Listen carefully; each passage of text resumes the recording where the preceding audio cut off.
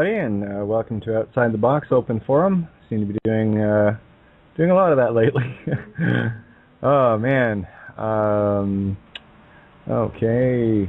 Sorry, just I was a little off looking at the Skype post to see what's up with everybody, and just to see if there was someone that was possibly going to show up tonight, which would be really cool. It's always cool when people show up, you know. And yes, I will. Thanks, Ninja. All right. See, I do pay attention. I'm just kind of scrolling through stuff. Anyway, what do you want to talk about tonight? Sunday night. I'm really not sure. There's the honest answer, anyway. So, but it's been quite a week. I think I've heard that from more than 100 individuals. A lot of interesting energies floating around, watching different things transform. We just had that Monsanto March thing, you know. And I think one of the most prevalent things right now that I'm sure you're noticing as much as I am, we're not so alone anymore. You know, because I constantly think about that. You know, going back years, and I haven't been in this game near as long as most of the people that have been, you know, wide awake while I was busy going through my own sleeper routine. Of course, we all awaken when we're supposed to. That's kind of the plan, isn't it? You wouldn't want to be too obvious for too long. And, you know, and some others, you know, I look at all the stalwarts and the giants in this game. And of course, we get the luxury of standing on their shoulders where others can stand on ours. That's kind of how this works. We're building our own Tower of Babel. We kind of wrecked the last one. Not this time. No, new game. Not on my watch. They can throw all the fear porn they want. They can do all the distracting they want. But here's the unfortunate part for those that are doing all the distracting, thinking they can keep us there. Lots of us aren't rubbernecking anymore. We're seeing it for what it is. It's pure distraction within the illusion of all the world's a stage. I'm getting lots of really cool reports from people who are following their yellow brick road, looking for their synchronicities that magically appear all the time. If you're paying attention, you can take anything you look at and try to figure out the allegory of it. What is the illusion trying to show you? Where are the clues contained within it so that you can resonate your answers from within? You're not going to, and I say this every night, I'm drilling this point home. You will not find any answers in the illusion. Period. You're not meant to. That's looking at things literally. And you think you'll find stuff, but you won't. What you will find are these really cool clues to everything you already had the answer to within. And I think we got into it a bit last night with regards to cause and effect. How we, the creators, have become so at effect to our creation. As in Tron, you know, the game master has been caught in the game. But we're awakening to that. We still got a bit to go here, I think. That's an understatement. But I got to tell you, we are way down the road from where we were a month ago. And everything right now, as you're probably aware, is happening on an exponential level. It's moving quicker. You're starting to see things as they really are versus what the literal is trying to show you. You're starting to make sense of things where things weren't that sensible before. Where you found yourself scratching your head constantly, looking at all the people around you, wondering if you were insane. And that's the joy of asking that question, because only those that ask themselves, am I sane or not, are the ones I want to talk to, because at least they're sane enough to ask. You know, it's people look around, I'm not insane. They're the ones that scare me. I assure you, if you're playing in this game, and just going right along with it, yeah, you're way on the other side of insanity, right? And we're talking after the show, of course. at least we got a half hour into the recording, and it was going along quite well actually, and as usual, well, not as usual, but typically, as soon as my Skype goes down in the recording, that's it, the show's over. So I just want to keep people mindful of that. So if all of a sudden, if we roll past the hour and we're in recording and everything gets real quiet, that's what happened. No big deal, you know, because here's the thing, everything is perfect. There are no flaws in this game at all. Flaws are the illusion. Flaws are the duality, where creation must be and has to be perfect in all ways. All things for a reason. We created it. We wouldn't create something that wasn't perfect. Because when you're part of consciousness and all of consciousness at the same time, and everything is your creation, how can it not be perfect? That's how we look at it. Because that's the way I see it anyway. You know, we can look all day long and, you know, point out flaws and complain and bitch. I do enough of that on my own too, you know. That's me mirroring me and trying to figure out, okay, what do I need to learn about this? And what other little piece of the puzzle do I need to put in to make my picture that much clearer so that I can come on here and, you know, share some opinions, some viewpoints, perspective, whatever. And of course, you guys, and I love it. This is why I love the open forum, because you guys chip in. And I get to hear from the mirror reflection. As I said last night, I'm the net result of your creation. Everything that's ever happened in my experience has formed me into my perspective, how I look at things, how I deal with things. And more, as time goes on in this illusion of time, it gets clearer. It really does. You know, we have our ups and downs, and yesterday for me was one of those absolute high, absolute low kind of days, to give me a broader perspective on things. And I had a good chat after the show with a couple of friends, and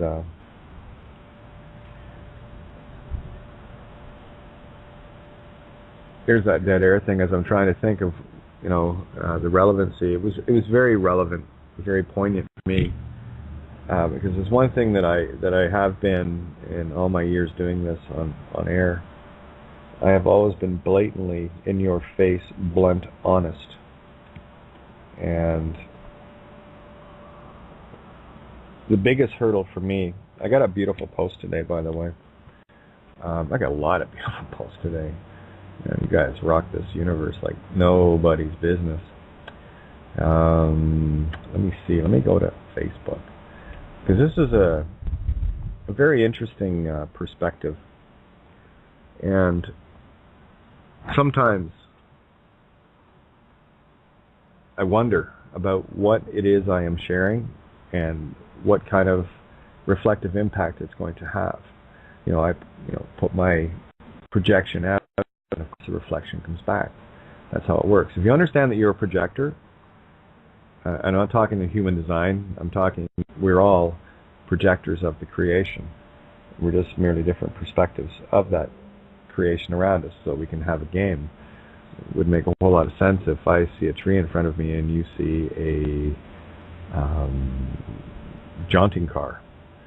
You know, we wouldn't be able to have much of a conversation. That's why things would appear relatively stable while they're in a constant state of decay.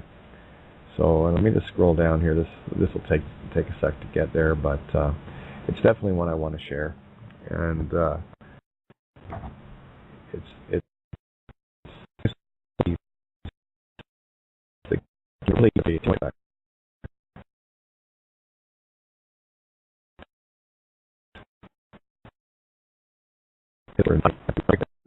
but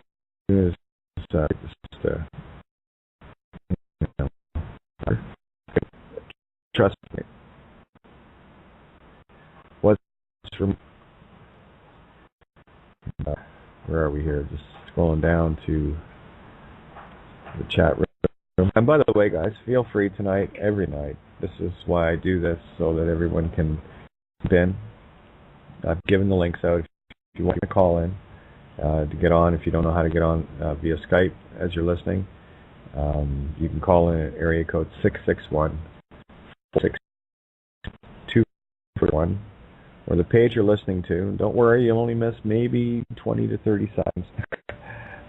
Just refresh the page, let that button go up if it's not there already. Of course, when you do that, just hit one with all of us. I won't even say with me. I can, because me is we. It's just, in the mirror. Well, seriously, have a look at it. It kind of only works with capitals, but you know what I'm saying. And, it was a great post. Thanks, Bendy. This is just no brain, no courage, no heart. This is Dorothy talking to the Cowardly Lion, the Straw Man, and Tin Man, right? So she's looking at them with Toto in her arms. No brain, no courage, no heart. So you're politicians, right? Oh, that's clever. I love that. And it's true, though, right? And, of course, I had to put a little post there. I wrote, indeed. And people vote them into power. Electrifying them. Voting externally is a fool's game. Which it is. And I'll be very blunt but when it comes to voting about anything, and I don't care at what level. And it's no harm, no foul. With me, I'm a purist. There's no tolerance of it for me. However, there are certain things in order to get people, to move along and to start taking responsibility for themselves. There are things happening that can allow that. Unfortunately, I will not put any of my intent behind it. Simply because, to me, this is all about recapturing our power within. And that's the bottom line. And I love this post. Thank you, Brian. I realize that Joe is also fear porn. It's fear porn if you're listening from the perspective of a global banker or a churchianity type. And it's true. See, there it is. There's the mirror. It's perfect. What we deem to be, good and truth and everything from our perspective, it's it's all doom and gloom from another, right? So there's that duality. So where are you looking? And how are you looking at things? Still scrolling down. It was a post from I think very early this morning or late last night. But this is how amazing your posts are. I love this. I love the guitar pier, by the way. That was pretty cool. Let me see. Okay, still trying. And thanks for your comments, Denny. Greatly appreciated. And where are we going here? This is so much fun. I'm just going to check the board here in case somebody's put their hand up and want to jump in. It looks like someone has called in through Skype. Carol's on the board, so why don't we get Carol? I love cornering Carol.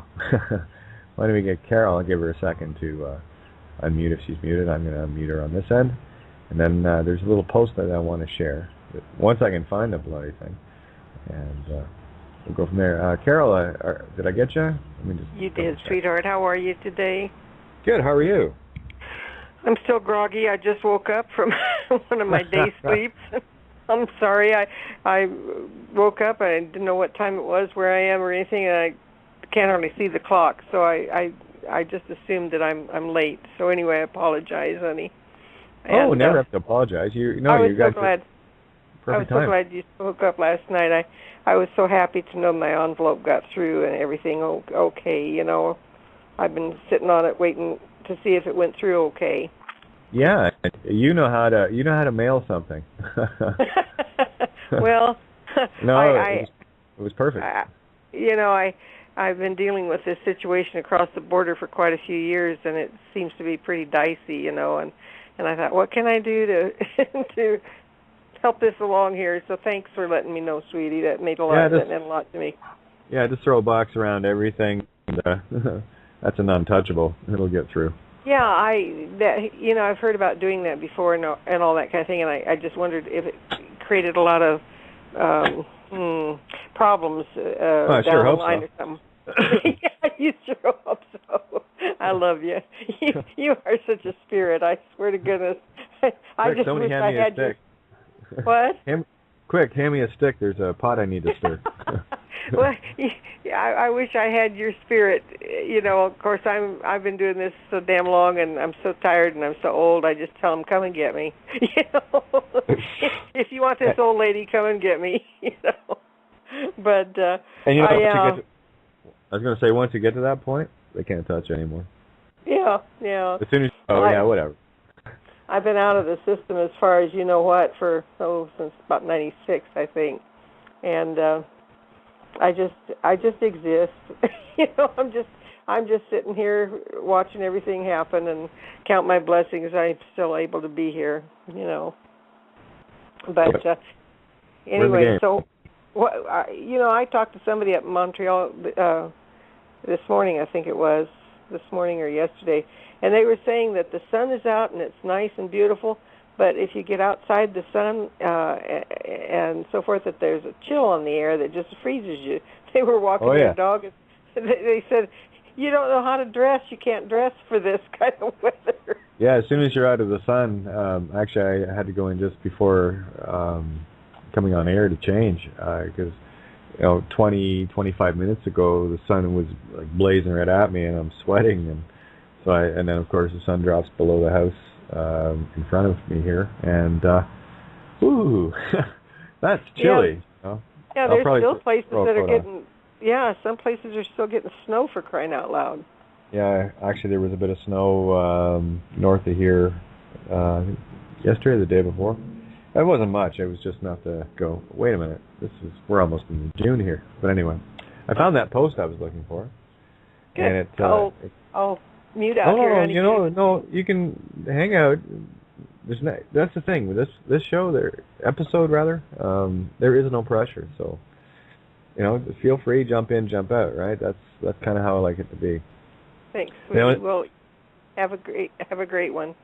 I will do. And the only thing I do ask is if someone has got a thought going, let it roll until it's complete, because it's some of these downloads that people get. They're very fleeting, and they're very easy to derail. So that's why we're in a very interesting time in that people are starting to really get them, and they are like butterfly wings. And you know how hard it is to keep a butterfly in train. So once you got that butterfly hovering in front of you and you're on a roll, I would just ask the people don't. Been with a yeah, yeah,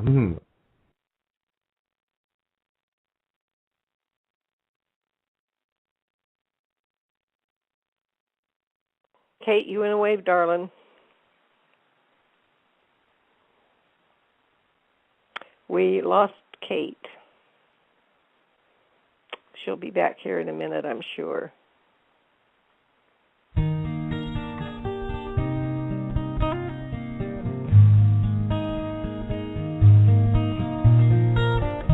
I've never seen before my eyes this dream.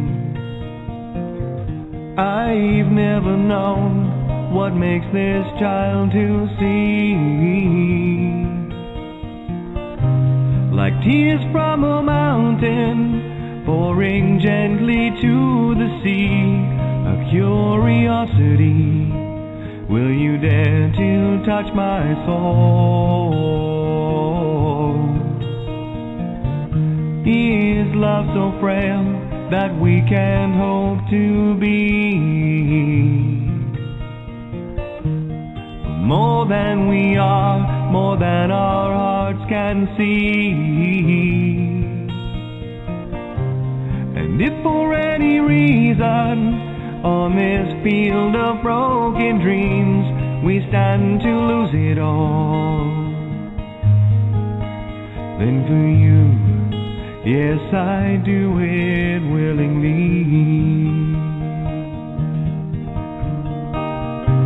If this is our moment, captured in time, always to sustain, for lost in your eyes I find are the only means to remain. Searching relentlessly, just like a cloud, she chases her rain. We'll stand here firm, 'cause We are an island protected by love on this field of broken dreams.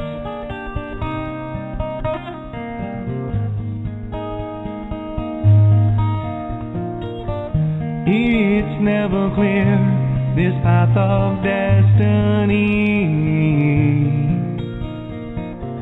That's why we're here, to find our need to be. Elusive as a rainbow, we can try to steal the gold, but she'll give it willingly. Will you dare to ask her though? We'll find a way, we must believe in us.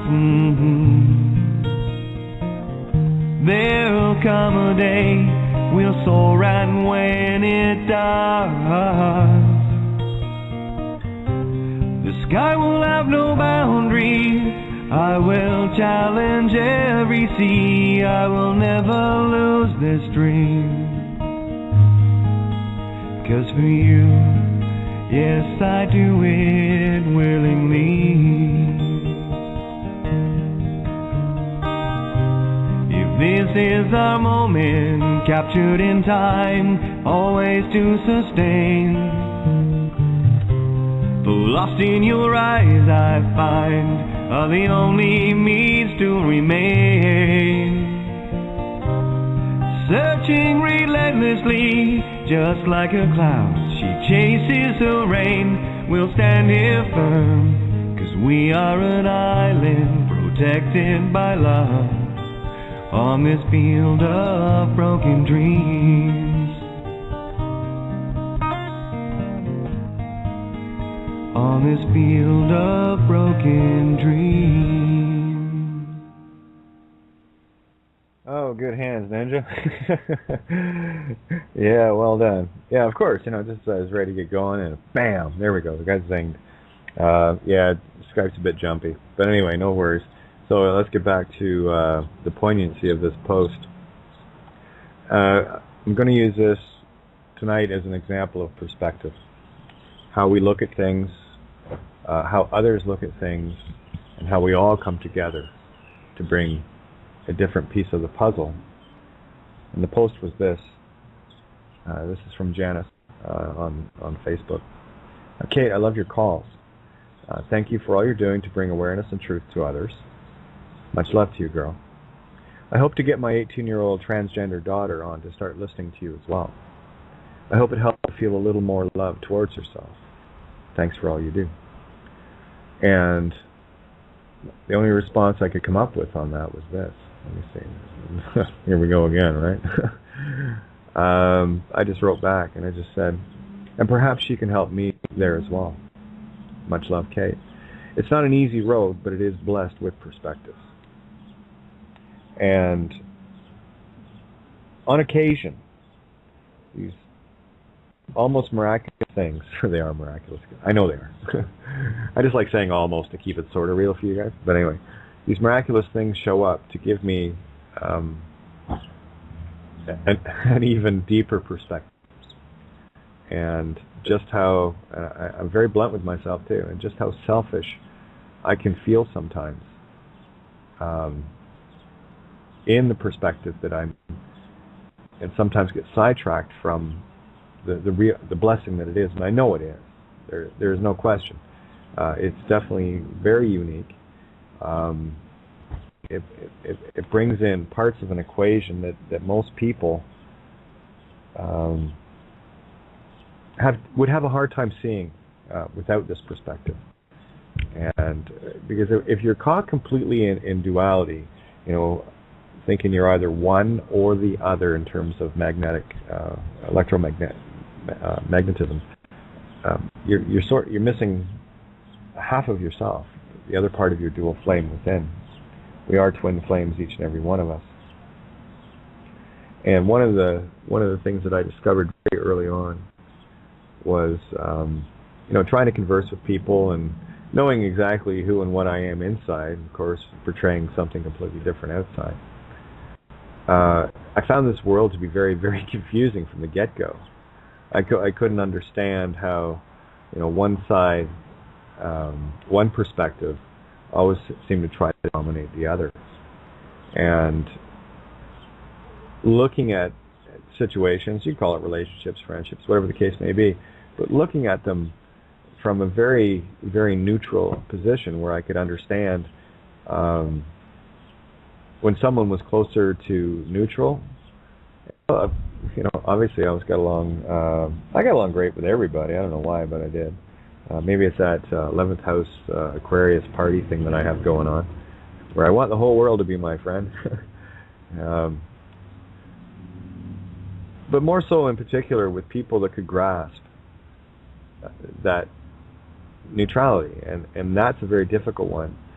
So when I got this post, it gave me I read it. It was last night that I read it, and it came in on Friday. That seems like a delay for me, because I remember reading it last night. Because that's why, because I was gone all day Saturday. That's why. Okay, that makes sense now. Anyway, and that was the first reaction I had to it, and I thought, I want to share this. Try to bring another side of it. Because when I read the line, I hope it helps her feel a little more love towards herself. That has been probably the hardest thing for all of us. It's just, I think, made more apparent with people in hers and mine and millions of others' positions, that it's very difficult to look in that mirror, one, to begin with, knowing that the face looking back isn't the one that you know is you. And at least it's not exactly the way you kind of envision yourself, right? So it made the mirror that much more difficult to look into to begin with, but it also made it that much easier. And spending a lifetime trying to be wrong about it, desperately trying to be wrong, that it was somehow something totally messed up with me. I mean, I'm messed up anyway, but, on a grander scale. It allowed me the opportunity to really, scathe everything about me, trying to figure out what was wrong with me. And the biggest advantage with that is it really makes a dog's dinner out of an ego, because you become loathing of it, because it's that bickering little thing back and forth and it still pops its creepy little head up now and again. It's okay. When I say now and again, I mean every day. So, but I know what it is, and at least I can look at it and go, wait a minute, no. Nice try. But these are things that I wrestle with on a daily basis, and it's okay. It's good, because it's growth. That's all it is for me. It's just growth. And I would love to have a young lady, Janice, if you are listening, I'd love to have your daughter pop on sometime and have a chat with her. I really would. The first thing that I know I can share is I know how excruciatingly beautiful everyone is inside, and I know how, and it's painful. I know how painful it is to, in my case, it's over almost 5 decades. Look, not so much now though. It's mind over matter works a treat, by the way. But the mirror is getting that much easier to look at, because it's starting to make more sense now. And that's really what it is. It's sort of like having a fuzzy picture on your TV. You can hear what's going on, you can sort of see what's going on, but the picture just isn't. It's not high definition, right? You got the rabbit ears on the TV, and you're moving it around trying to get the thing in, and all these horizontal lines are moving up and down. So you're not really seeing the picture you want to see. Try desperately throughout your life. And I'm so happy to know that she's got support from Mom. I tell you, growing up as I did, this whole, I hate using the term, I hate using it so much, but it's the only one that really works to give people perspective. I like using two-spirit, but that in itself is not accurate either, because it's one spirit in a dual flame. As you know, I talk about Se, S-E, Latin, himself, herself, itself, the divine trinity of yourself. When you bring that electromagnetism into balance, that's when the candles come together and light the third. You've seen the allegory in churches, when the mother of the bride, the mother of the groom take a candle each and they light the one in the middle. That is the allegory of what I'm speaking of. It's where the two unite to create the third, and when both the mothers back away, there's only one flame burning, and that's who you are. But it's so nice to know, because growing up, through the late '60s, 70s, and '80s, whatever,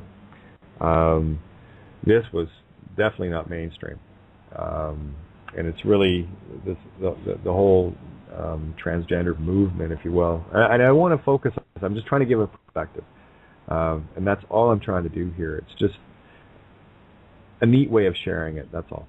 It's one that's very real to me. But there were a lot of challenges, and of course, a lot of terror, a lot of fear, and these are things that I had to learn to overcome. Stage fright, terrible stage fright. And of course, I found myself always on, oh, look, there's Kate center stage again. Oh, great. Yeah, that's just, the thing is, when you're in the groove, though, it's magical, and everything else goes away. But I tell you, getting on that stage, that just terrified me. And I left a note for Sue yesterday, and I just wanted to thank her, because the first solo show that I did after leaving the band, and I went into quiet time for me, and just get into writing and trying to figure out what I wanted to do after 7 years of kicking it across the stage with a really cool bunch of people. That's a big come down. So I had the opportunity. I played the Oakville Center for the Performing Arts. I did a show with Lisa Brokaw. That was my first solo gig out, and I got to tell you, here's a neat little story. Since we're in coffee talk mode here we go. For some reason I had, and I never got sick, ever, but I had this nagging, it was like cold symptoms all the time, and I couldn't shake it, and head stuffed up, and just constant, and I didn't know what it was, and I was trying to shake this, and this went on for, at least 2 months, and I thought, well, by the time February 1st rolls around, that was 2001, by the time February 1st rolls around, I'm fine, right? Sure enough, January 30th, I was still in the, it had me, and I couldn't get rid of it. So I went in and I talked to, this was the day before the show, because I had a few cheats that I could use, and don't swallow it, but I'll tell you, here's a neat trick for vocalists. If you find yourself very, clogged up or raspy, whatever, this was great, especially if you're in rock and you're wailing, right? Third night of 3 months of going at it, your voice can get a little tired. But one of the tricks that was told to me, and it works a treat, by the way, is you just grab a can of Coke and you don't swallow it, you just gargle with it, and you'd be amazed at the notes you can hit. Boy, it cleans everything off. But I went into back in my days of not knowing what was going on, but I went into the pharmacy and I talked to the pharmacist and I said, listen, I got a big show tomorrow and my head's stuffed up, I don't know what, so anyway, gave me a couple of things. He said, take this about 20 minutes before you go on, and I'm not going to give any brand names here, but it was something I could use a spoon with and something that I could squeeze, right? So, and about 20 minutes before you go on, that way there won't be any, in case there's codeine or whatever. I didn't know what was in it, but whatever. He said that should take care of it, and just before you go on, maybe 5 minutes, clear your nasals with this. And I got to tell you, on top of that, and this was, like I said, fairly substantial. This wasn't a B circuit gig I was doing. This was like out of the gate. Critics are there, and of course Lisa, well known, and loved her music. Always wanted to do a show with her, and of course that was one of my little dreams come true.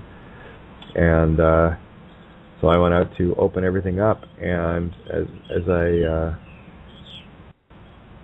I knew, and Sue at the time was a dear friend, and I knew she was going to be in the front row. She told me I got tickets, and a friend she was supposed to come with, I think it might have actually been her husband at the time, was going to come with it, so she was there by herself. But I remember walking out. Of course, I always did everything wireless, so no strings attached, Pinocchio. And that was the first thing. I always puked before shows. Always. It was like, forget it. Just always. And this was the first time I didn't. And I told her in the note, I said, knowing you were going to be sitting there was enough peace for me. And I got to tell you, I had an incredible show. It was just top-notch sound. My guitar couldn't have been better tuned. As soon as I started singing, it's like, holy shit, that guy was right.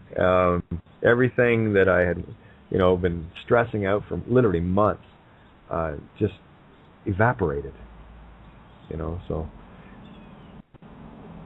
these are the things that conditioned me to confront these fears and whatnot. And when you spend a lifetime looking at yourself, and even today, this is still my conquest, right? And I'm getting better at it. Oh my goodness, I'm getting better at it.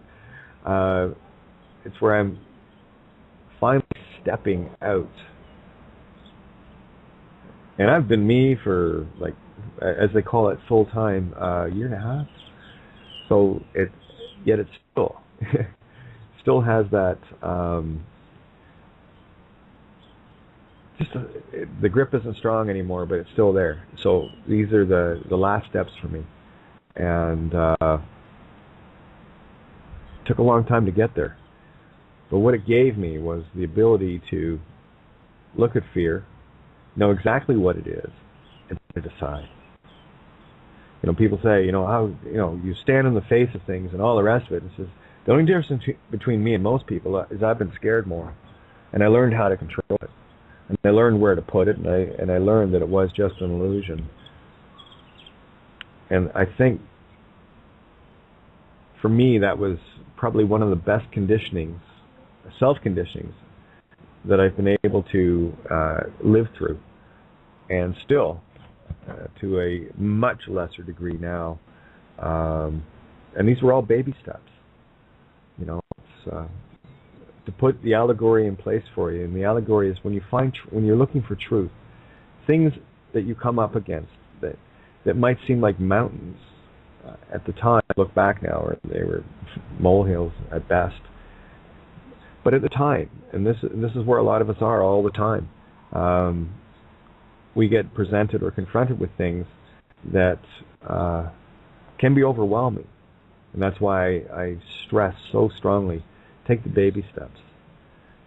A universe will never give you anything you cannot handle. It's what you do with these gifts that we get to grow that really make the difference. And for me, it was baby steps. The allegory for me was simply, of course, I generally bought, if I didn't have, quote, girl jeans, sorry, it's kind of ass I got. I always bought baggy jeans. Doing the little things. It's like from, going from this Uber, general contractor, diving pilot, on stage, and, uber masculine. That's what transgenders do, by the way. They go extreme to hide, and that's all it is. It's just it's a smoke screen, And some of us do it really, really overboard. That's why you'll find a lot of TGs in the military and whatnot, because they, in order to hide from themselves, they pick the complete opposite, so that they can overdo it, if you will. I mean, I never overdid it, but I certainly made it, truck and all the rest of it, right? Because it is something that you can clamp it down, you can, try to hide it, you can try to, put it in a dark area, block it away somewhere inside, but invariably, there's no escape from it. You are who you are. And that's the real point. The energy that you are is exactly who you are. And these are the things that scream to come out, and you have no choice. And I'm sure a lot of you listening right now have had that voice that's saying, listen, I got to do something. And you're just not going to take it anymore, and you're not going to, toe the line with, everybody else. The rest of the robots, and they're getting fewer every day, that are willing just to maintain with the status quo. So these are, for me, very critical things that in order to get past them, we take baby steps. It's like first time using, clear nail polish. Silly little things like this. Here's the life of a TG for you. It's like getting your ear pierced. You're thinking, great, that's one. Of course, and then being a musician, and even still, I could have at any given time, and it would have been completely looked at as normal, ponytailed, acoustic playing on stage type there. Yeah, it's totally acceptable. And that's the thing about stage too, is you can be as flamboyant. Hell, you can even wear makeup. A lot of guys do. I didn't, because that was my own fear, right? I didn't want anybody to know. So you see what I mean? Even when you can, you don't, because you don't want to let that wall down.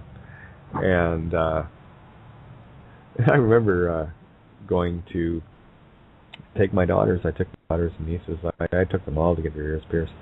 That was my thing. I loved doing that, and I got to hang out with the girls.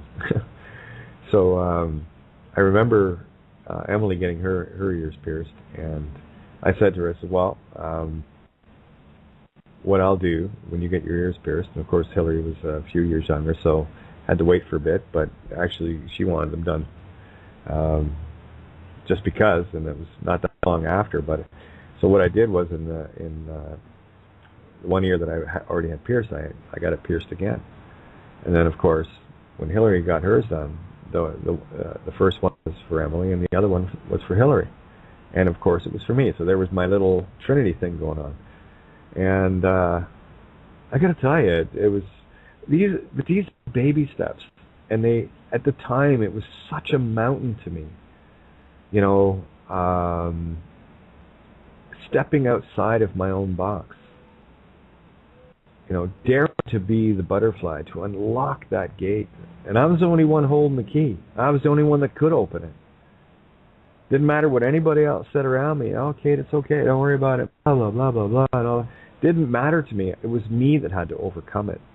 And this is the thing that I'm trying to share. It's not easy.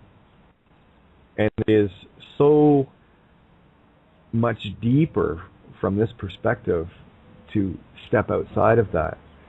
So there's a whole lot more fear that I and others like me have to confront.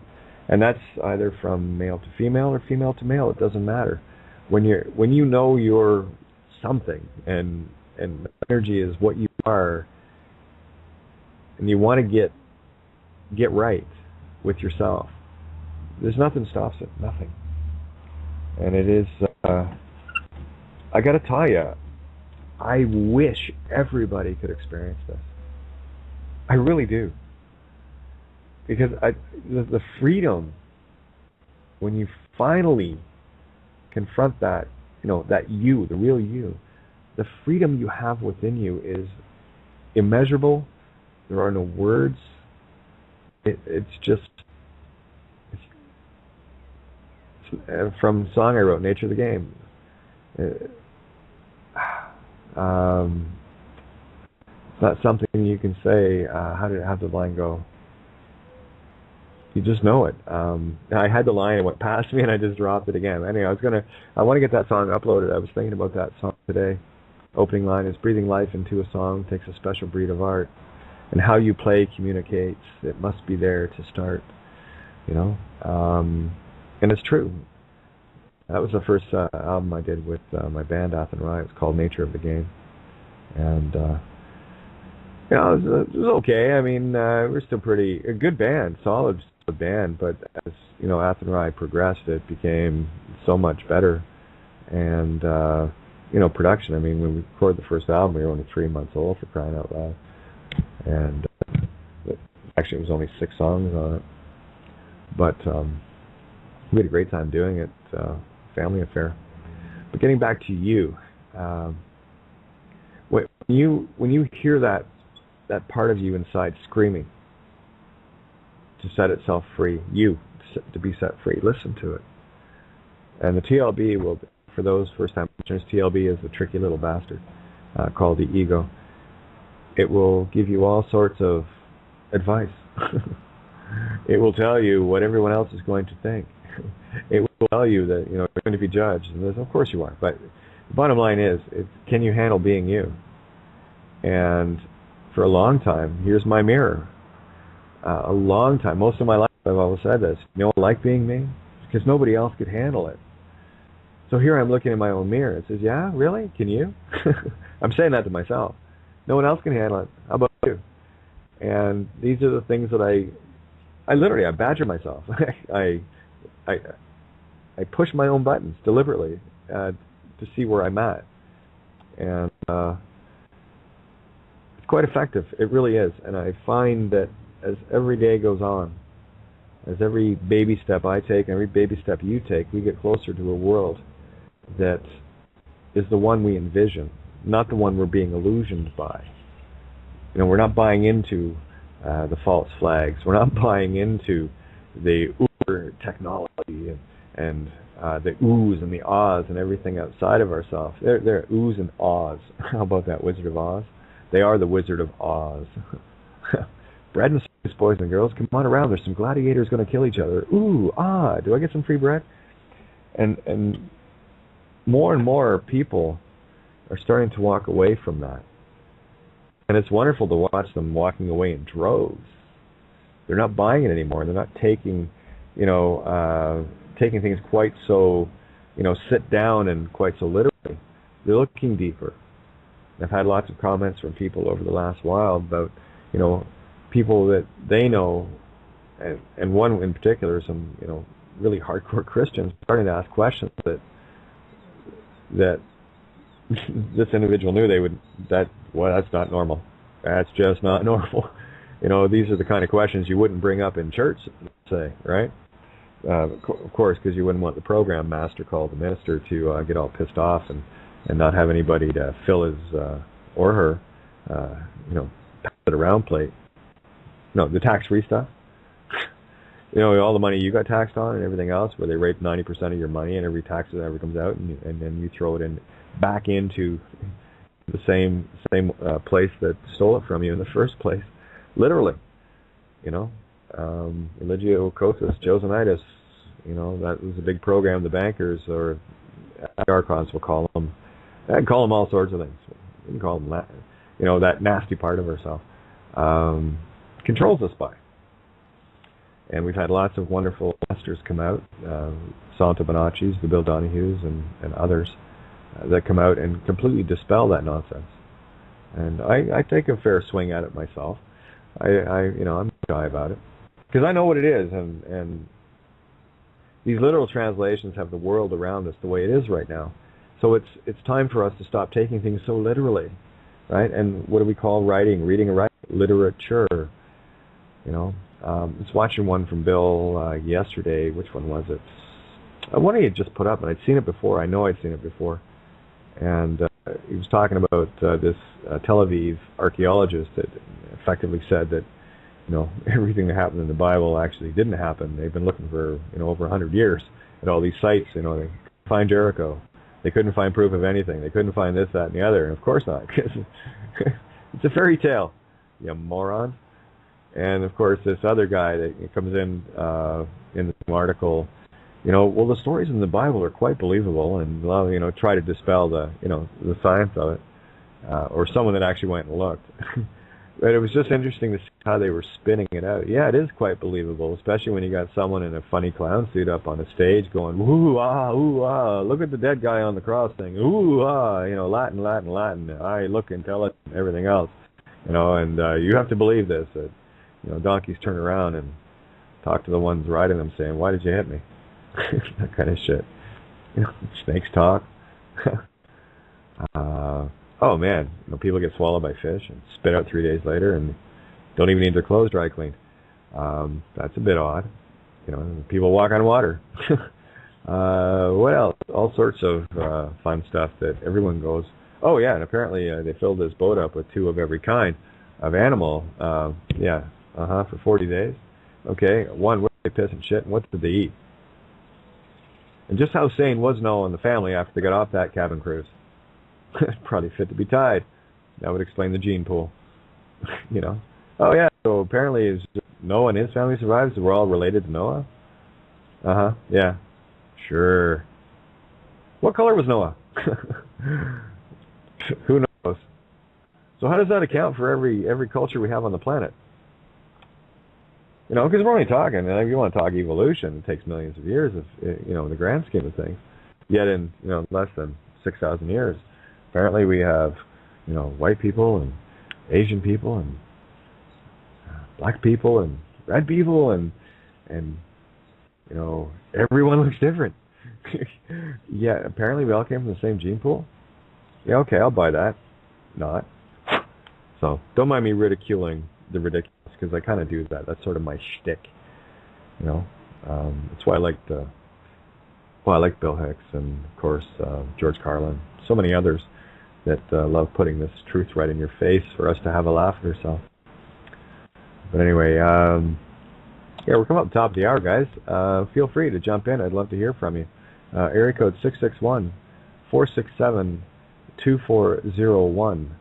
And of course, you can spin, and to get on the if you're on the board, all you have to do is press 1, and that will bring you up, and saves my voice. But I mean, worst case scenario, I could go to a song at the top of the hour here to kind of break this up a little bit.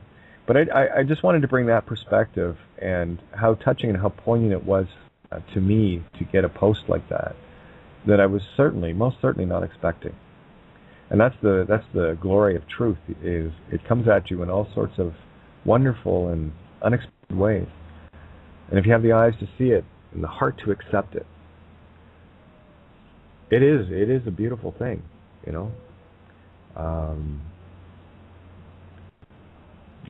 Again, there are no words. So I'm just waiting for someone to chime in. I'm gonna crack the song here, and we'll catch you on the other side of it. I'm trying to think of which one Ninja already played. Field of Broken Dreams. Let me see. I'll play that one. I think. Where'd it go? Just because it's like a really cool friend, and I'm playing it again. It's so much fun to play. It's got this song has got some really cool movements in it, and it's not a difficult song to play. It's just got a couple of one cool chord in it that has to be picked a certain way for it to work. And it's really cool because how it intertwines with the other chords. And this is another one. When I finished writing it, I thought, did I write that? How cool is that? Anyway, the song's called Rescue. So here you go. All right. Okay, Rescue. Here we go. I think if we get people emailing in, they can decide whether this song makes the album or not. All right.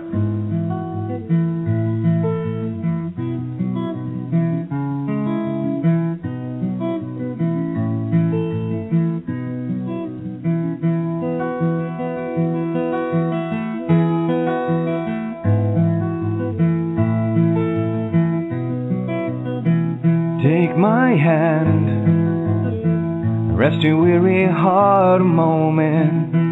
One last stand for what you've always dreamed of.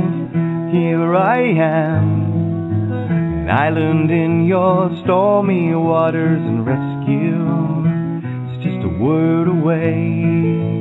It's just a word away. I've watched you try. I've seen you spread your wings to fly without a place to land.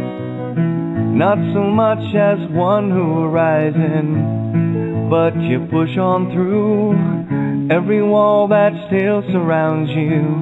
Set down your stubborn pride. It's a friendship I can't hide, so take my hand.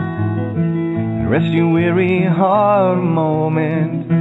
One last stand for what you've always dreamed of. Here I am, an island in your stormy waters, and rescue. It's just a word away. It's just a word away. You think that I don't hear you when you say you'll find that's true. It's what you cannot say. It's your eyes that give away. I know when my friend's hurting, that's why I'll share the burden. I've been where you are right now. I'm still there, still learning how. So take my hand. Rest your weary heart a moment. One last stand for what you've always dreamed of. Here I am, an island in your stormy waters, and rescue. It's just a word away. It's just a word away. Take my hand. Rest your weary heart a moment. One last stand for what you've always dreamed of. Here I am, an island in your stormy waters, and rescue. It's just a word away. I said rescue. It's just a word away. Hey, it's just a word away. And it always ends short. Sorry, I just thought I'd sing along with it. It's beautiful. Yeah, it's just such a cool old friend. Yeah, just like all these beautiful old friends I'm talking to tonight. Yeah, we just forgot that, that's all. So, there you go. And no one wants to chime in tonight. Oh my. Actually, I've been waiting to see if Swan was going to tag me tonight and have one of those evenings. And I haven't. Well, let me just check Skype.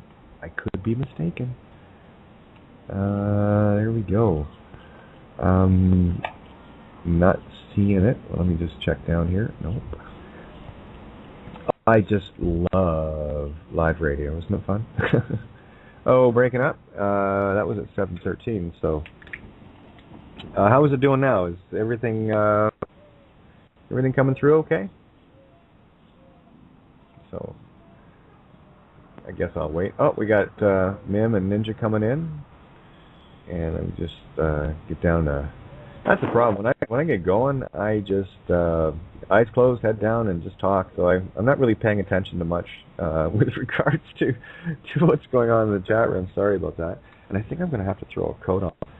It's getting chilly. Oops, I did open Ninjas, and there it is. Mim is open. I know Mim's open. And Carol's open, and Ninja's open. So there we go. Hello, ladies. Yeah. Good evening, Kate. I just love that song, Rescue. I hear such a heart in there, you know, not only of someone that you love and care about, but, you know, in all the things that I've heard you talk about, you just have this presence of someone who's for an underdog, you know, and the person, you know, like you've reached out to this woman that sent you through chat or email, you know, a text or something about her daughter, and being open to, you know, speak with her, and just hearing you talk about the challenges that you've been through, and Thank you for sharing. It's heartwarming, and there's a word that comes to my mind when people hear you speak, and I'm thinking of Colleen when I first heard her that one night when she came in and told you what listening to you and listening to that song did for her. It makes people come undone. They're just totally vulnerable and open, and their hearts are just so open. And that's my encouragement to you, right now, is that your music, I want to have an album of your music. It's just, it's kind of like the old John Denver type style. It's like the Dan Fogelberg. It's very homey. And you're always talking about wanting to go home, and I'm telling you that the stuff that you talk about and that people come in and share and the openness of this call, the fire that goes back and forth of the heartwarming sharing, it's bringing people to a calmness, and it's winsome. It's just wonderful. It's like having friends that you've known forever coming together, even though none of us have ever really met. And I just want to bless you with that. And I look forward to the rest of the evening. Well, I'm going to bless you right back. Here's the truth that resonated with me with regards to this. How is anyone going to know who they are if they don't know who I am? Am I not you? So if I can't share the barest aspects of the things that matter, and of course there is certainly an advantage in the songwriting life that I've lived of really digging deep and finding that quiet space, and of course life experiences, and I think what do they say? The fate of a poet is a sorry life, sad life, right? Well, of course. How are we supposed to dig deep to really find those truly meaningful things? And that was one of my biggest defining moments, in this quote movement unquote, if you want to call it. I don't know. So many tacky new age phrases I hate using, but you know what I mean, right? But yep, I do. Yeah, with me it was about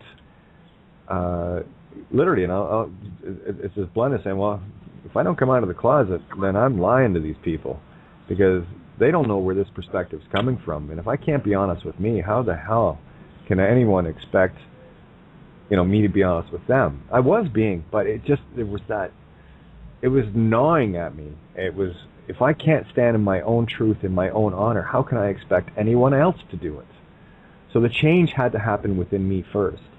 And that's how it works for all of us, I think.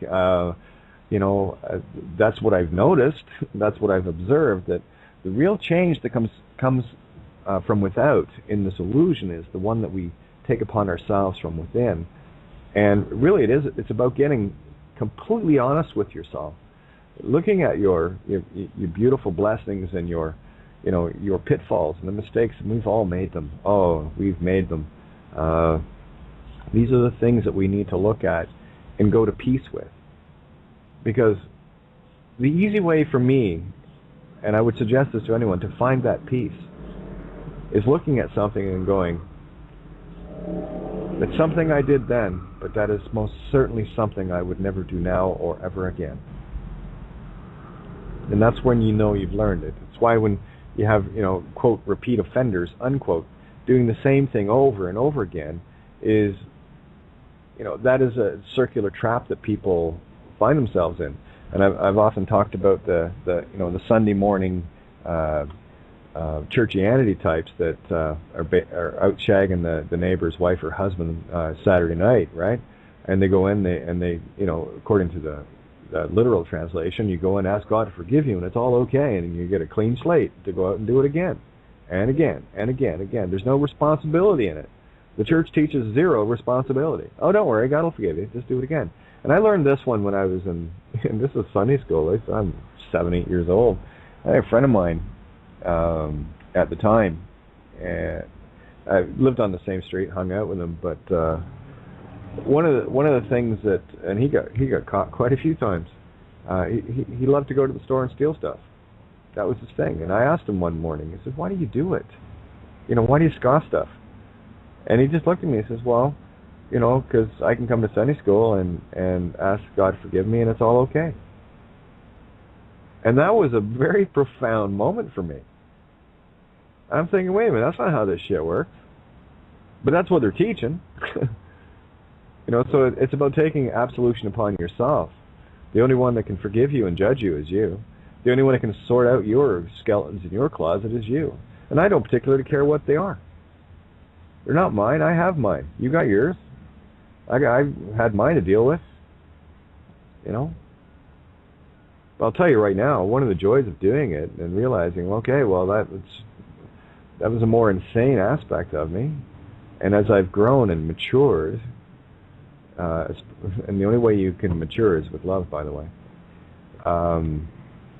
these are things I look back on and shake my head at myself going, what were you thinking, girlfriend? Nothing heinous, but I mean, just things that I would never do again. Never. Thoughtless things. And I've always been a very, very thoughtful individual. And perchance that was part of my own form of absolution. Well, I'm this good, so I can be this bad. And that's a mirror in itself. It's when we finally decide to say, do unto others as you'd have them do unto you, and you put their shoes on your feet, and you experience what it is that they had to go through, and vice versa. There's lots of things people have done to me that, put these shoes on and see what they feel like. Well, might be a little small for most guys, but you know what I mean, right? So if I can't be excruciatingly, I love that word, it's so hard to say, excruciatingly honest with you guys about me, then what's the point? Because I am you, and you are me. And I keep saying it, I'm your reflection in as much as you are mine. And the more that I can heal myself, well, by default, isn't that interesting? It's better for all. That's a level of responsibility we're all carrying. And I know all of you that have gathered around tonight and so many other nights understand that. You totally get that. That's why you're here. That's why I'm here. The only thing missing right now is this really cool campfire. That's it. Some marshmallows, maybe. The non-GMO. No high fructose corn. That doesn't matter. Once you understand who you are and what it is you are, and the true power and creation that you are, nothing in this physical realm will affect you to the same degree it did. Again, those are the baby steps, right? I'm not saying go out and down a bottle of strychnine or cyanide. You might not be quite mentally ready to handle that, but the point is, when you understand that all these fear porn things and tactics and all the rest of it that they're throwing at us, our bodies that we have, the DNA, is so resilient when your mind is right. It's the same reason why some people, two people contract, I'll just use this. It's not fear porn. It's an example, so I need to give you an analogy here. Contract cancer. One basically thinks their way out of it, and the other one, succumbs within weeks or months. What's the difference? Well, I'll tell you what the difference is. Mind, heart, over matter. When people believe something, there was this goes back to I believe Australian Aborigines. I remember reading this once years ago. I thought it was fascinating. The power of the mind was like this. Those, I guess, I'm not sure what they would call them, but something akin to a witch doctor or a medicine man or shaman within a community. If this individual, and they had a bone, like an animal bone of some kind, and if they pointed the bone at you, it was a curse. And people believe in it so strongly. Some of them dropped dead within 24 hours. That was the power of the mind, and getting it so deeply ingrained in your own program, DNA, that it actually worked. Now, we can sit here tonight and think, how foolish is that? But we can look at a lot of things and say that. It's like those of us that grew up in Christian or Muslim or Jewish, doesn't matter. Whatever the program is, it's all the same thing. But we think back to then and what we were being indoctrinated with and what we were being programmed with. Yeah, that kind of stuff we could, when you're right in it, it's so very easy to accept that because it's what you believed to the core of your being. It was getting drilled into you, and that's how the system works. What do you believe? We're not in the age of I believe anymore. We're in the age of I know, and we know better. That's the difference, I think. It's looking back at times in my life and different things I've been through, and of course they were all valuable experiences, every single one of them. They were perfect. They gave me what I needed. Now I have a perspective on it, and I can look at it from a completely different viewpoint, put it in the mirror, and it all makes sense. So again, it's in retrospect, there is no good or evil. It's both. Because in the mistakes that we've made, although and I hate to brand it evil, just say not so good, all right? Because I know you guys listening are not evil. I know some people on this planet that are, but I know you're not. So, but let's put it in a lighter sense. But these things, these mistakes that we make, gave us the perspective of saying, okay, well, I see the cause that I was in that and the effect it had. Best not create that anymore. And that really is what it is. We're breaking away from creating the garbage, from creating things of a causal nature that has a detrimental effect on those around us. And you'll find that any of these choices we make that are detrimental are completely selfish. What do I want? What do I need? What do I get? Gimme, gimme, gimme, right? Mine, mine, mine. Go back to Finding Nemo, And as we break away from all that nonsense, step by step, it gets a whole lot clearer. And we can really look and laugh at ourselves for some of the things and situations we've been in. But we got the perspective. So how evil was it? Well, it was very good. Because it gave you the depth of character that you have now from that experience. And here comes the train. Looks like the night shift for Toyota. Got to build those things for the landfill. Keep at her. It's great to hear the birds and the trains. I love it. I know. The purpose of the train annoys me. I know what it's doing. It's loaded up with all sorts of bits and pieces to put into things that are going to be landfill, and create more pollution, create more whatever. So, well, of course, but it's creating jobs, yeah? So we can skin our fellow humans more. What a perspective, eh? But it is. I do love hearing the train. It's loud, though, eh? It is really loud. Yeah, you should try sitting here when it goes by, especially at 2 o'clock in the morning. Well, my family live in a small town, and the train goes by, and even though it might be 6 blocks away, it still sounds just as loud. But I always enjoy it when I'm on the telephone with him and I hear it going by. Sorry, yeah, I'd say maybe about 500 meters away. I will say it is a whole lot quieter than when I was at my sister's. They had the train tracks about 100 feet from where my tent was, up on the hill. And I tell you, when that puppy rolled through at 2 and 3 o'clock in the morning, the whole ground shook, right? And just before it gets by her place, the horn's going off, right? So, yeah, I'm not sure what it is. I have to see the allegory of the train, but yeah, I just got it. Zoe talking about the Underground Railroad. That's what we are. And that's just letting us know. We're the ones that are setting the slaves free, because most of the slaves we know don't know they're slaves. But they're waking up to it. And they're starting to see the folly of their ways. And I'd like to say we have a very nervous system, but it's gone way beyond nerves. I've been jumping all over the last nerve for the last year, so it don't matter to me. With golf shoes on, no less, and 3-inch spikes. There you go. Anyway, carry on, guys. Ninja, what's on your mind tonight, love? Hi, Kate. Hello. Good to have you, hon. I just decided to put my hand up in case nobody else wanted to join you in a little chat, but seeing as they did, it was okay. Well, no, it's always good. It's always good to hear from you. It was a great chat last night. Oh yeah, this morning.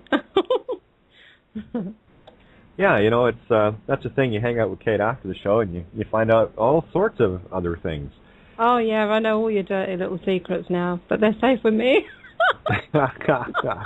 Do I have dirty little secrets?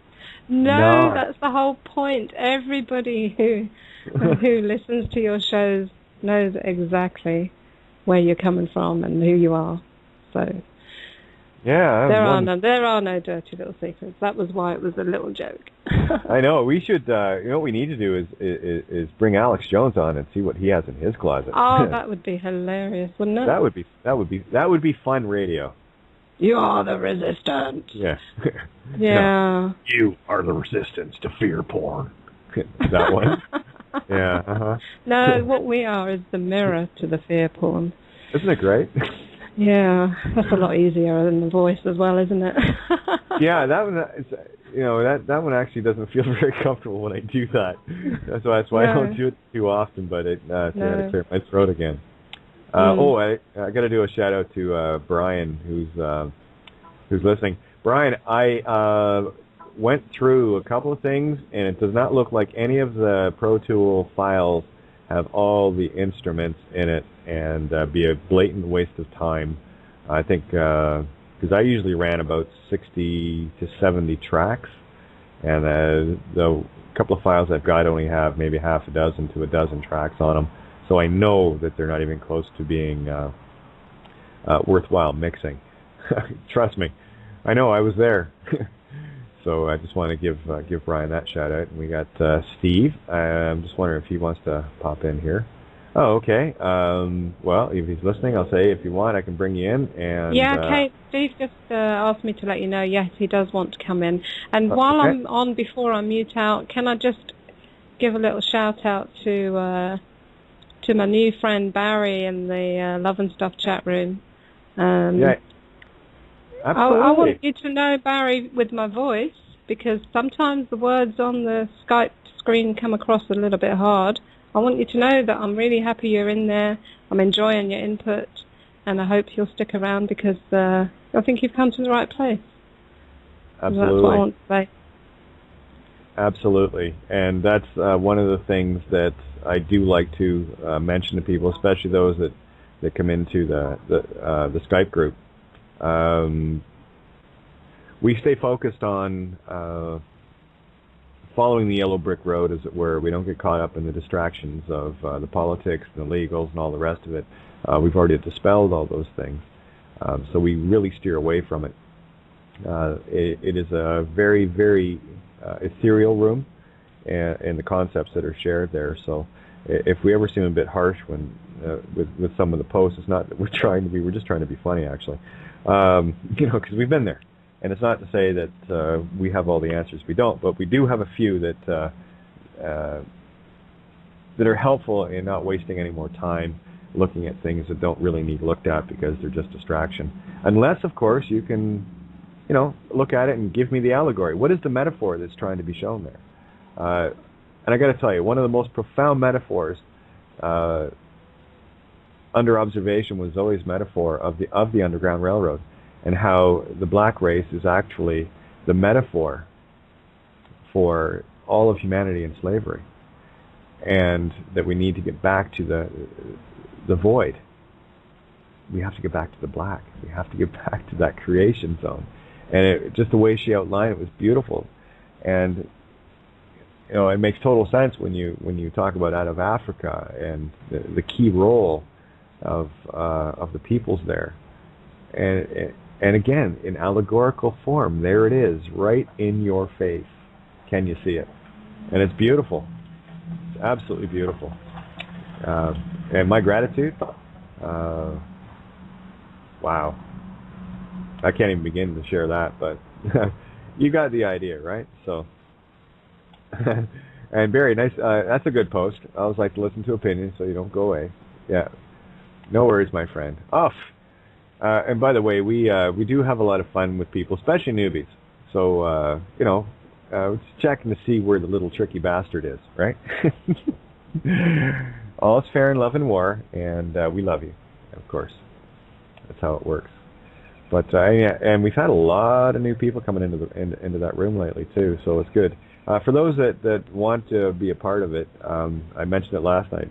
Please contact me on Skype, katie.renee.thompson, and we'll make sure you get you in. Or if someone you know is in there already and you're on Skype, anyone can drag anybody into the room.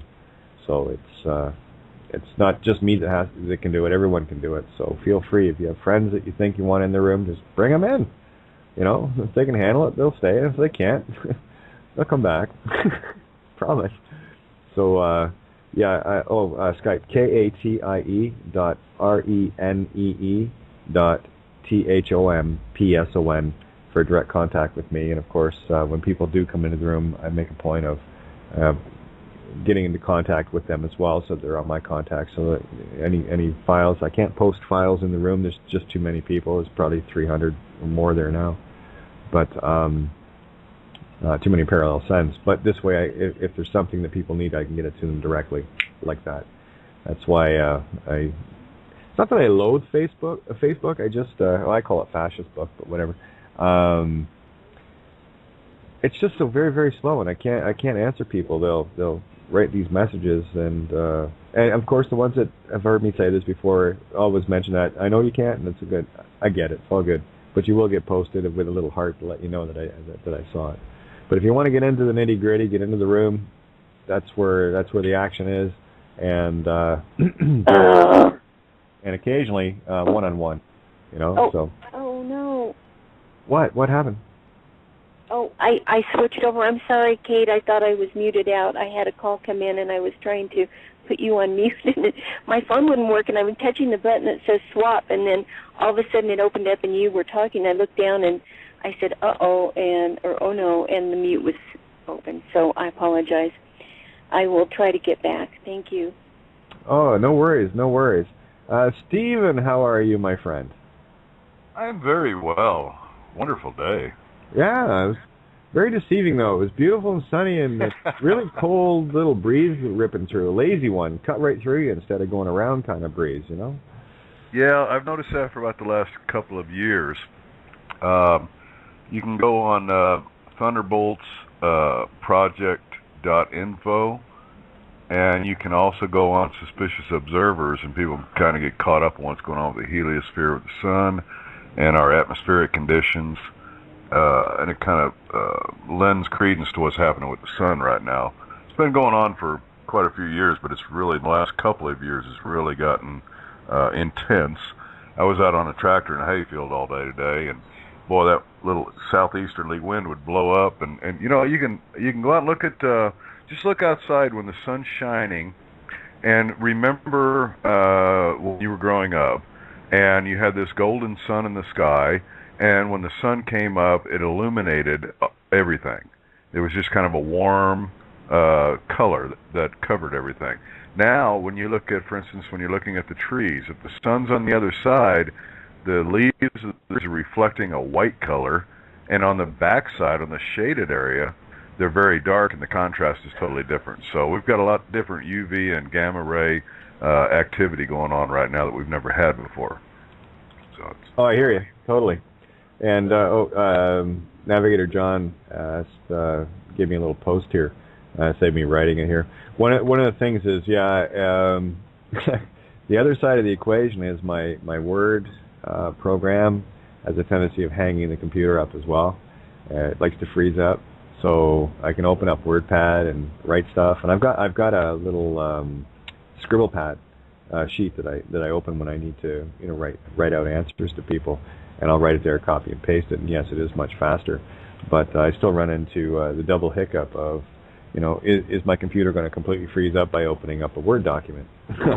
So it's got me coming and going. So it's frustrating because I do want to answer people, and I type fairly fast, so it's very annoying when I have to click, click, click, one finger kind of thing. Drives me nuts. But anyway, so that's that. Just letting you know, I'm doing everything I do on a notepad, basically a Hewlett-Packard notepad. The screen's about I'd say about 10 inches wide, 8 inches high. Nothing like saving a planet with that, eh? I've got a point I'd like to, not a point, but a thought that I'd like to bring up. I just Ninja put me in this chat room thing last night, and I've never done chat rooms, so I'm kind of old school when it comes to that. But there was kind of a neat little thing just happened there a little bit ago, and it made me stop and think a little bit, and we all need to kind of be watchful of this. We grew up, our humanity used to sit around the fires at night and tell the legends of our history to each other. And then as we've evolved, especially over the last 100 years or so, through the communication age and the television and now the computer and the internet, and I know a lot of you are on Facebook, Twitter stuff. I've never looked at it, don't even know what it is, don't care to know. But I started doing emails a few years ago, and what I've noticed, I was raised when I was a kid. The whole family and friends, we all sat around the campfire at night until late in the night talking, and we told stories to each other and taught each other that way. We're in a situation now where, with using like this chat room thing and your Facebook, Twitter, email stuff, we don't even know how to write a proper letter to each other. To as you so grandly put it, Kate, to use your intent with the words that you're using. We used to, in letter form, we knew how to relay our feelings through those words. And now we're in a position where we're typing in all these abbreviations and all these little quick little notes to each other. And I'm sitting here watching this chat room just jump. You can't even read it that fast, much less figure out what the intent is. So I guess what I'm getting at is we really need to be careful when we're doing this, and don't think this is what we are, this chat room.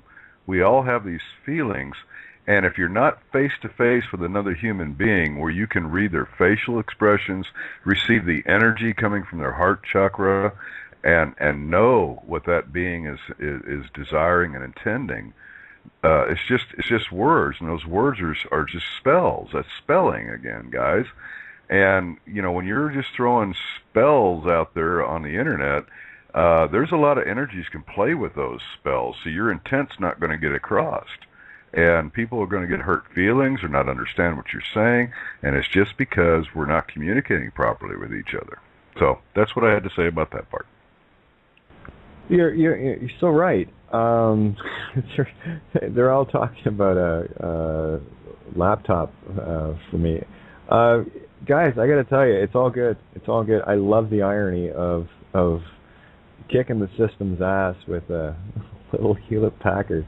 I'll muck through. I'm okay. And it's actually got a good bit of memory in this. I forget how many gigabytes it is, but it's a pretty good high-powered little machine. I just have a tendency of overloading it with my intent. But you're right, Steve. It's like we have to, relearn to communicate with each other, and yeah, we end up with all these little short things like PSML, PSML, and stuff like that. Just the little short forms, but at the same time, I also look at that as thumbing one's nose at the system and the intent that is contained in the words that we've been so well programmed to use, that now we're coming up with our own that have completely different intent, and it hasn't been indoctrinated. Of course, now the sigils, as far as I'm concerned, are dispelled, unspelled. because there was an alternative intent placed in the mirror with every sigil, and regardless of who has copyright to it or not, I don't give a shit. I don't copy anything. I'm a creator. So that whole notion, and I mentioned it the other night when Jeremiah was talking, and the word, of course, understand. That was one of the early ones that everyone caught on to. Of I don't understand you. I'm not going to stand under you. But those were early clues. The deception was way, way deeper, and it took a lot of digging on my part and a lot of aha moments to get down to the nitty gritty of it. And it brought in a lot of things from a lot of different people, like Mike Tessarian's work on it, symbology and whatnot, and Jordan Maxwell, and countless others. That little tidbits here and there, little epiphanies on certain things I saw that weren't being presented, and would hit me out of the the lightning bolt out of the blue sort of thing. So, but we're learning to communicate again, and more importantly, we're not communicating so much with our minds anymore as we're communicating with our hearts, and that's where the true intent lies. And that for me has been the critical mass turning point for people, and that's what we're experiencing right now. And more people are waking up to it, where things just don't. It's not a matter of thinking that they're not right; they just don't feel right anymore. That there's something desperately wrong, and we've already turned this boat around, and we're starting to take control of our own helms and individually, and as a result, we take care of that collectively. Where we're all steering in the same direction now, instead of being led like lemmings off a cliff, or being herded like cattle, and the one with the bell that's walking first, all the other cows follow. No, it's entirely different now, where people are taking the responsibility upon themselves to be the change they want to see and create, and lo and behold, they're bumping into others that have that same intent and the same goals. So it is a shared consciousness, not the programmed mass consciousness that this illusion of program has been for millennia. We are in a new time. There is no question. And I was talking with Eric this morning. This afternoon. When you look back to the middle of the 20th century and the world population, and of course the mayhem that ensued with the bankers' war called World War II, and the number of people that were destroyed, countless millions, in terms of the population, was a larger percentage. And what I see happening now, in as much as there's all this technology to do so much more damage, these bankers' wars are not turning into world episodes, and they're getting fewer and smaller. And of course, anything that's going on is getting exposed immediately. That's why they haven't been able to foment the kind of mayhem that they'd like to, getting us killing each other. We're not buying it anymore. When you have kids in the military, and they're just kids, coming back from tours of duty. We got a good dose of this in the Vietnam era. For those that are too young to remember that, I was still very young, but I recall it vividly. That was some pretty intense time going on, with the peace movements, the hippie movement, and of course, draft dodgers and the stories that were coming back, like the My Lai massacre and things like that, cover-ups. I mean, these were the beginnings of people awakening from a very deep sleep. And what we're seeing now is we're not tolerant of it anymore. Where instead of letting things just carry on and status quo is, well, let's go out and kill everybody and kill each other because that's what we've always been doing. No, that's changing now. And you have the kids coming back that,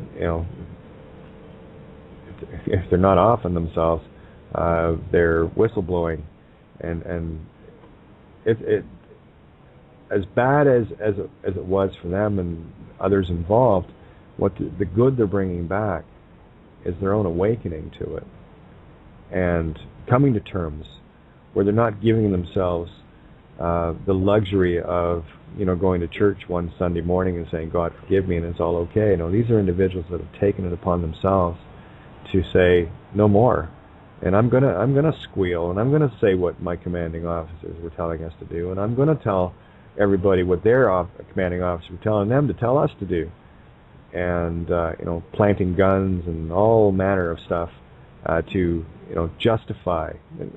It's the same like with cops and whatever, planting bags of this and that. A bag of weed they just stole from somebody else, and that they use either to plant on somebody or they're going to take it home and smoke it themselves anyway. Don't kid yourselves, guys.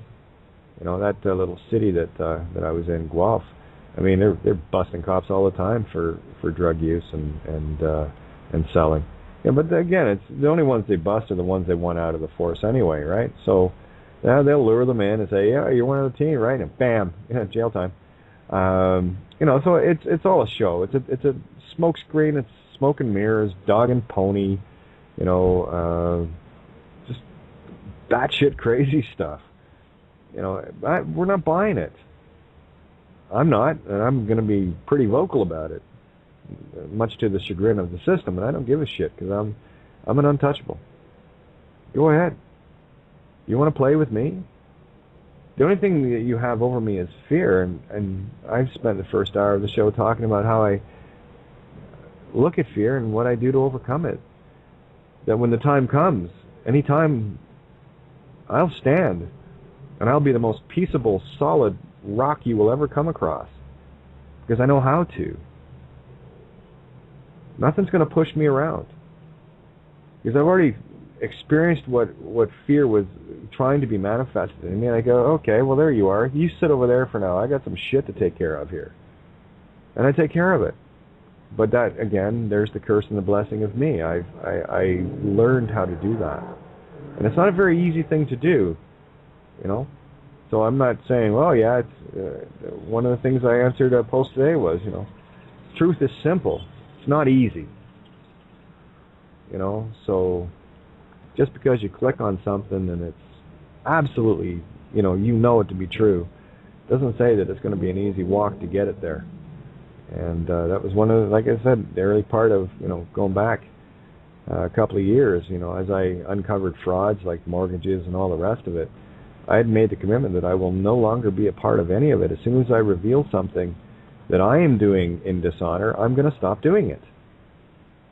And that, I got to tell you, I've said it before, these were gut-wrenching choices. This is where, everything was on the line with me. And of course, there were other beings around me getting affected by it. And as hard as I can't even say fought, but as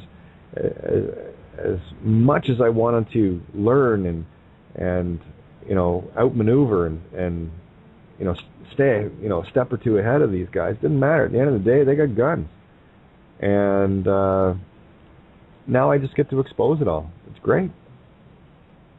I could never have exposed what I am now if I hadn't went through it.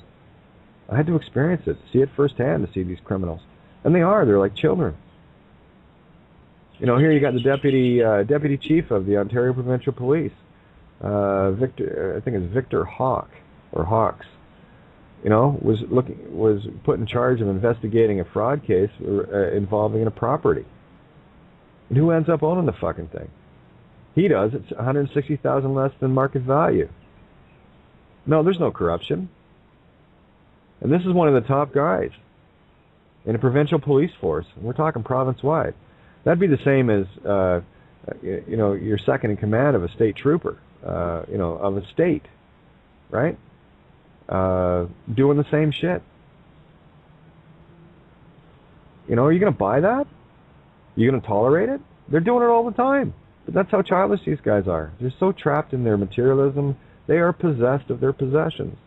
And these are the ones that we're here to wake up. Wake up, stupid. You're just going to have to do it again. And they will. And here's the trick. They get to be on the receiving end of it, just to see how it feels. So look at the things that we need to look at. Deal with them. Come to peace. Go to peace with it. See it for what it is. Is it something you would do again or not? The choice is quite simple. Your intent changes dramatically when you look at things. It's only our fear of looking at things that we don't want to look at that keep us running away. And that's a perfect illusion. The more fear that can be invested in, controlling us, that we buy into, just makes it that much easier for the controllers to keep us controlled, because we're too busy. We can't even confront our own fears of things that we've done. And the minute you start doing that, things change, and they change in a very big way. It's like, oh, okay, I won't do that again. All right, that was dumb. No, I wouldn't like that to happen to me. No, I won't do that because it really sucks. And that's really the intent change. That's the only change in intent that people need to really invest themselves of. And stop buying the garbage. I said earlier on about bolting as I call it. The L is silent when they say it. But when you give your power away to something or someone outside of yourself, and I don't care if it's on a community level or whatever level, I don't care. You're giving your power away, whether it's to some minister or priest on a pulpit or a politician on a pulpit. They're all the same. The only thing you got to do is take make the L silent there. Politician on a puppet string. And who's pulling their strings? And that's the thing. You're dealing with, the frontline troops. You can call them, lay ministers or whatever. Call them whatever you want. They only talk about that which they were indoctrinated with. No one questioned the higher ups. No, you can't do that. You just got to toe the line here, kid. And you got to learn it the way we're telling you how to do it, or you won't get your work. So it's all control, control, control. And I've said it before. You want to control the population, keep them ignorant and keep them in fear. It's really easy then. We're just not buying it anymore. We're not buying it in the churches. We're not buying it in the politics. We're not buying it in the banks or the governments or any of this crap. Because any time we give our energy away to something outside of ourselves, we have just given up our godhood. Every election I vote for me. Because I can trust me to do the right things now. And for the right reasons. Can you? And that's what it really boils down to. It's like, when people, I go back to the little post, when people say, I hope I didn't offend you, I'll tell you, you can't. You cannot offend me. And it's a beautiful quote from Andrew Patterson, dear friend of mine out west. And it was very profound when he told me this, because I thought, yeah, how perfect is that? He said, you said you can't offend me. I have to give you permission to do that, and I don't. Because here's the thing: if for any reason you are offended, what you're saying is that you're giving the individual that supposedly offended you power over you. That they somehow have more power to, judge you, if you will. Sorry, no. Good luck with that. I think the only offensive thing that I can think of with me is just stupidity, ignorance. It's always driven me nuts. It's like, why can't you see that? But here's the joy. The joy of it is this, and that's probably very judgmental to say that, but again, I look at it, no, that's not something I would do. That's dumb. Been there, done that, and no. I've probably been there and didn't do that, because it just didn't make sense then either. But it's about that whole intent. When you grant permission, you're giving your mission away. It's for mission, right? So you're saying, okay, you're the captain. What's my mission? No, sorry, I helm my own ship, my own mind, my own heart. And I think that's really the only thing I'm trying to convey each and every night. To re-empower you, because you are the co-creator with me. And it really sucks trying to do it alone. Promise. But there you go. Mini rant over. Oh, it looks like we have Jeremiah in tonight, too. So, sorry. Eyes were closed, you know me. Head down, rant. Excuse me. Jeremiah. Oh, wait. No worries. There you are. Hey, guys. How's everyone doing tonight? Really good. How are you? I am fantastic. I am always enjoying these shows. The energy is so great, and the truths are just even sweeter. I had so many wonderful thoughts, and I just lost them all. But there's one thing I did want to mention. I found something amazing today, and I'm sure you guys stumbled across it as well. It was posted on your Katie's Cove Facebook page, and it was the David Icke interview with Janice Porcello. That was a great interview. I said that a couple of nights ago. I listened. Fantastic! Go ahead. No, I was going to say I listened to most of it live. Janice tagged me, and I said, "Oh, great!" Because Janice is a great interviewer. She really is, and she can pull out some really interesting perspectives from people. And for those, you may be a fan of Dave or not. I happen to like his work. I think for me, it's I take it well. This is probably arrogant, but I take it a little further than he does. He's on the right pages. He's saying the right things, and Janice pulled it out of him. It was beautiful. I haven't listened to the entire interview because I got sidetracked by this idea that blew my mind about these polarities that we're experiencing, the left brain, the right brain. And it was this woman that experienced this stroke that paralyzed her entire left side of her brain, all logical reasoning, emotion, speech was just kind of just gone. It would just kind of come in and out. But it was just amazing perspective to see how she saw in the right brain setting alone, where she was expansive, where she realized that everyone was one and connected, and that the only thing that was blocking that was the left brain's idea of self-awareness, I am. And it was absolutely beautiful to see that perspective, and it just really resonated with me. And it's just, if a woman can, she's actually in Mass General in Boston, pretty much my hometown, and it's just amazing that she's just so close. She's a brain surgeon, and she actually experienced this, and this is probably what she had asked for, to have that kind of an experience where, if you watch the TED Talks, it's posted on your page. Yeah, I was going to say that video, I've watched it many times. It's actually in my collection, awesome. And it's very profound, especially when she comes out on stage with a real brain and spinal cord. Right. Oh, absolutely amazing. This is your brain on awesome. I mean, it's amazing. And I was so happy to find it, and I was happy to share it. I realized it was posted in 2008. I was pretty much asking myself where I've been.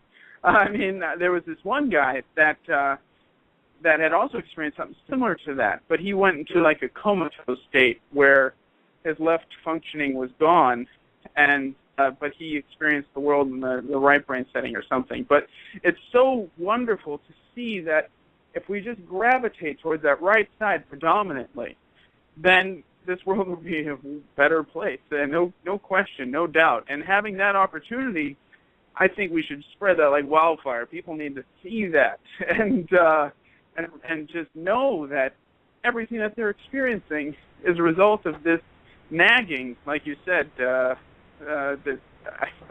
name escapes me. The wonderful.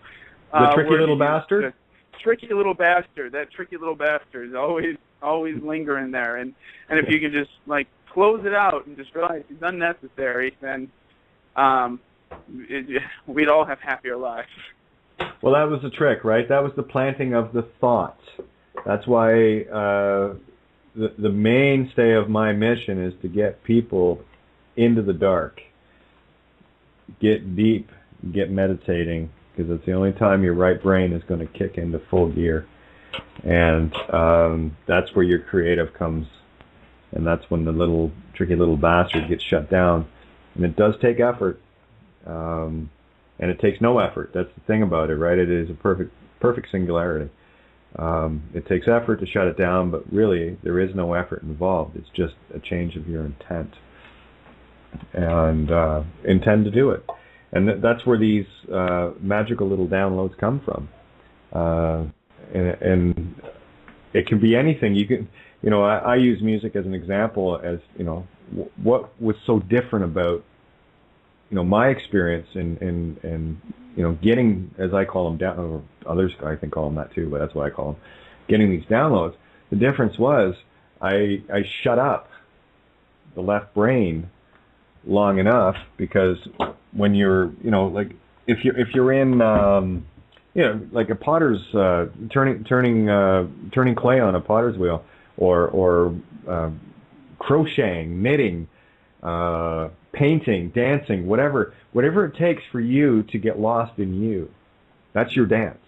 And there are things that everybody has that are absolutely. Sorry, just trying to get some water here. There we go. Everyone has something that floats their boat and sinks their anchor. Everybody. You got something that, think of the one thing you just love to do, and you can just get in your zone with it. And that could be writing. We talked about this one night. Stephen brought up a beautiful scenario of it. These kids on the BMX bikes, these guys are in their zone. And really, it's getting into your space, getting into what makes you click as you. That's going to be the difference. That's really going to be the only difference. And look what this world has done to get us away from it. It's got us, doing menial jobs in factories, building things to kill other people, and all manner of retarded things. Like, think about it. If you knew that the thing that you were making is going to be responsible for the death of an infant, how proud of your work would you be? At the end of the day, could you look at yourself in the mirror and say, "Oh, I'm so glad I built all those, made all those 7.62 military rounds today, and I sure hope the one that took off the job, that 9-year-old in Libya, was mine." This is what I'm talking about.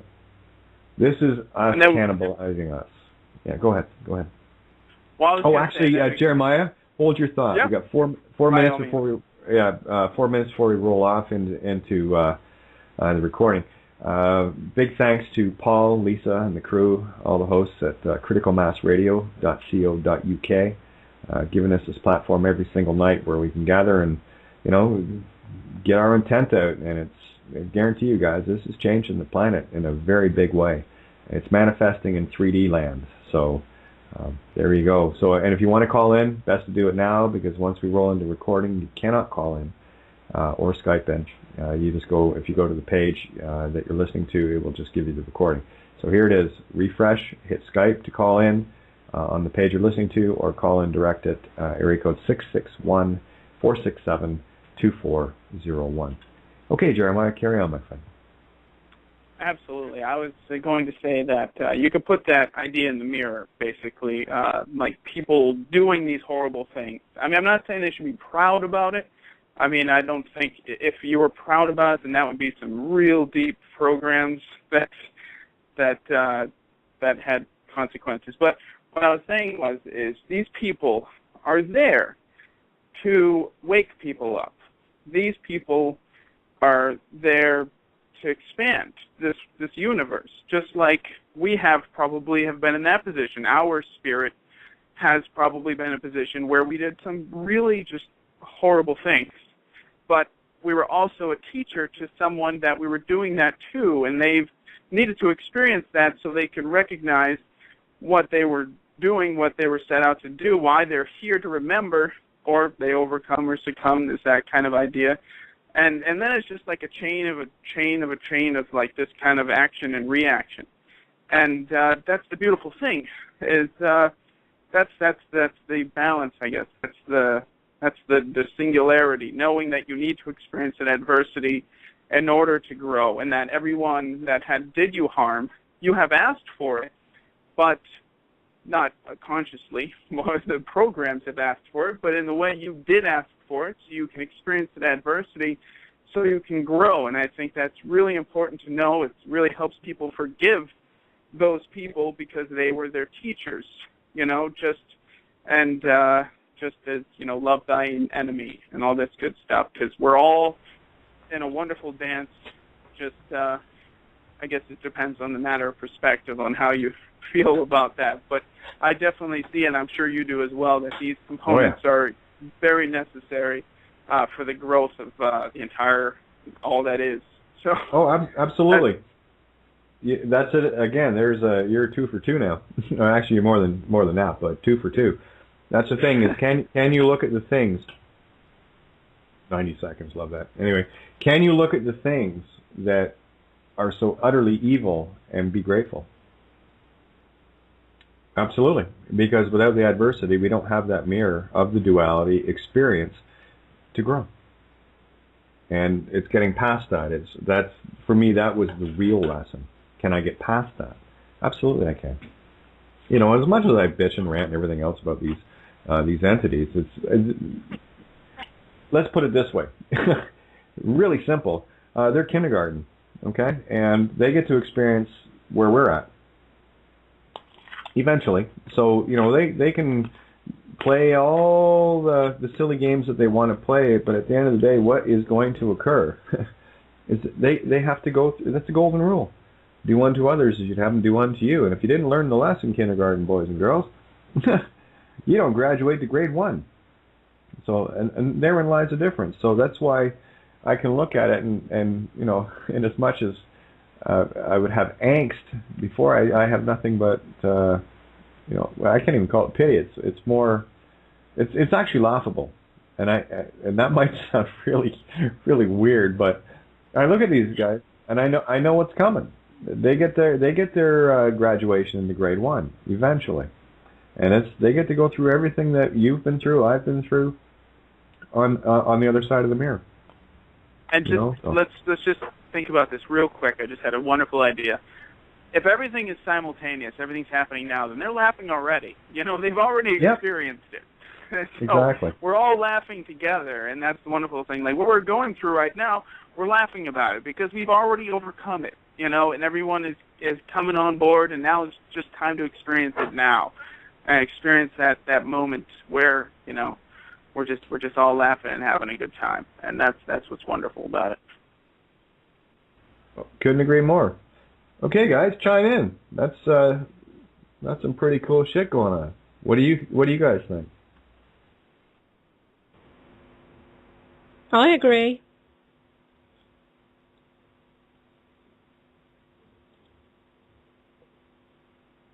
Trying to unmute there. Okay, well that was concise. Beautifully concise.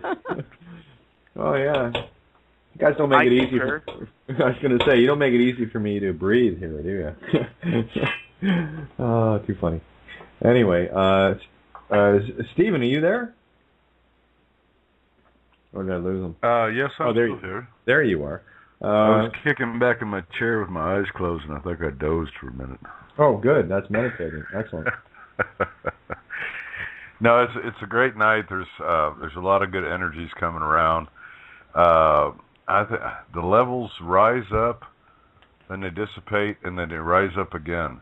And the beauty of what's happening now that I see, and you related to it, is that the things that are happening in the physical world, as they rise up with all these things that are going on in all the governments and all the banking institutions and all that crap, they rise up and their falsehoods are seen almost instantaneously now. And it's wonderful to see that because, I've said before, I started reading about the Federal Reserve and the Trilateral Commission back in the 70s, for God's sake.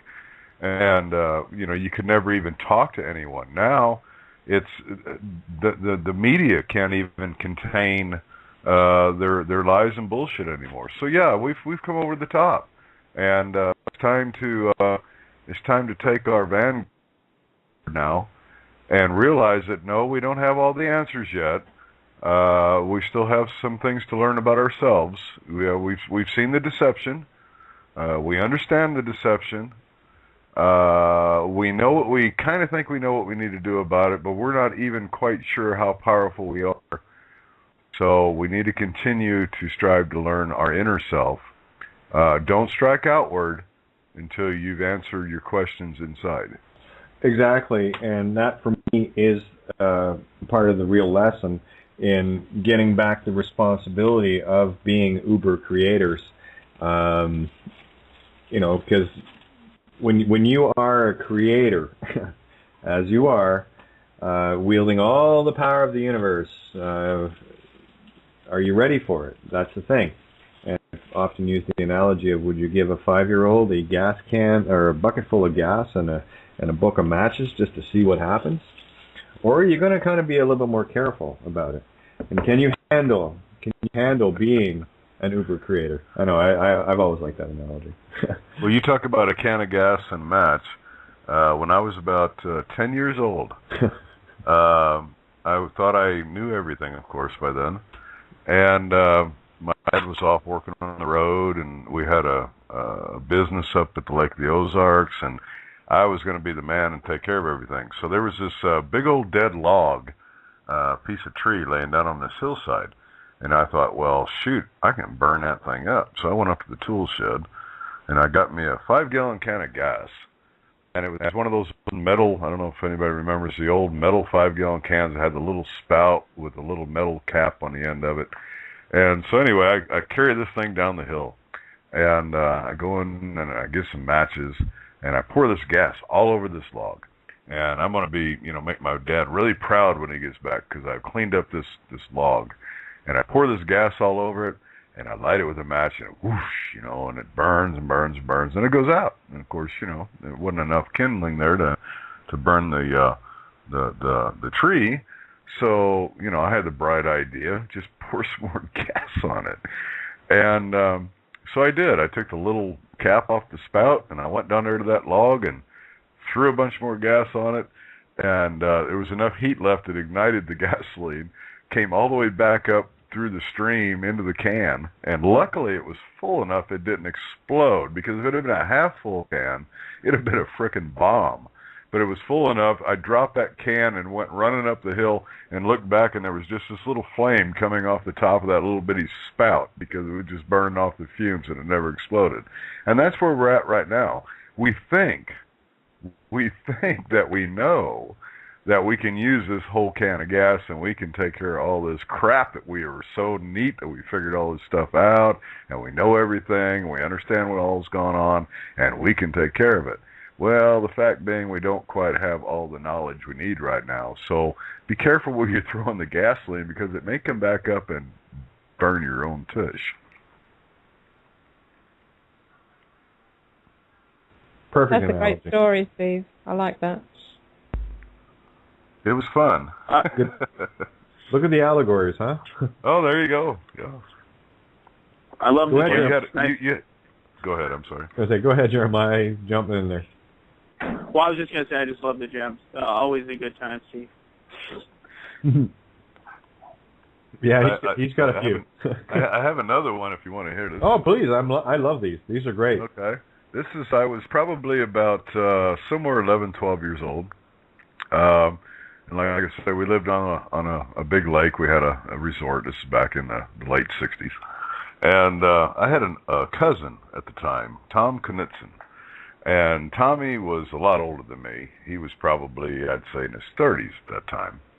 And Tom was a big guy, went about 6'1", 6'2", probably weighed close to 300 pounds. I mean, he was a big guy, and he always liked to drink. And so we got this little resort down there, and he's got a outboard motor, so he rented a boat from us. He's staying in one of the cabins, and this goes along with what I think last night or the night before you were talking about, or someone was talking about saving a drowning person, and how they always try to drag you down.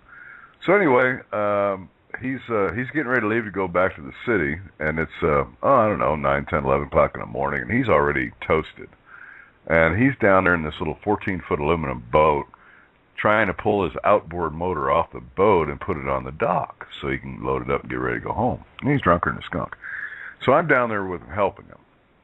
And so he pulls the motor up off the boat, off the transom, and he leans over to try. And he's a 300-pound guy in a little bitty 14-foot aluminum boat. Tries to put the motor on the boat dock, and of course the boat flips.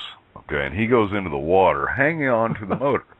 So he goes straight down. It's about 10, 12 feet of water, and he's hanging onto this motor because he doesn't want to lose his motor. So the motor drags him all the way to the bottom. Okay, he can't swim to the top. So I'm standing there on the side of the dock. I'm the only one down there. I'm just this kid, you know.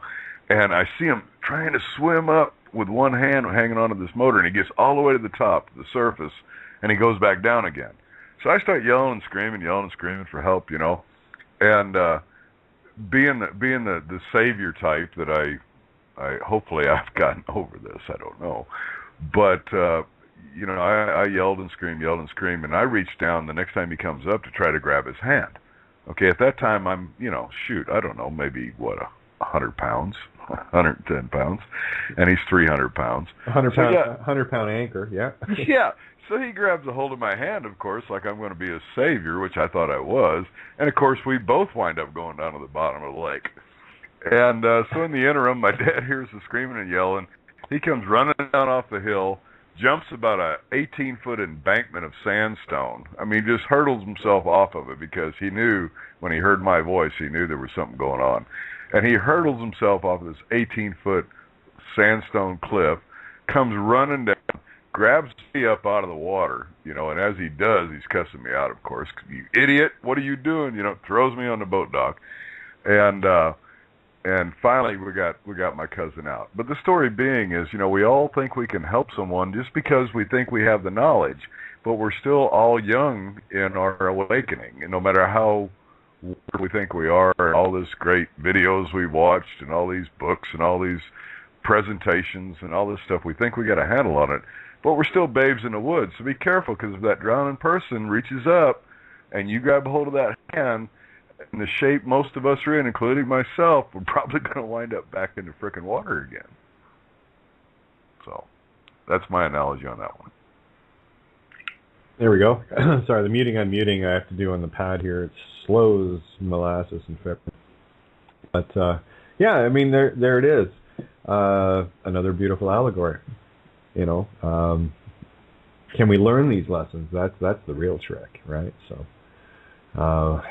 I think we're doing a lot better now than for a few years back. What do you think? At least I know I am. Boy, oh boy. When I think back, some of the things that we've been through, sometimes I wonder how I got this far. Never mind. But, yeah. Keep going, guys. I mean... Yeah, I was going to jump in on a thought on that one.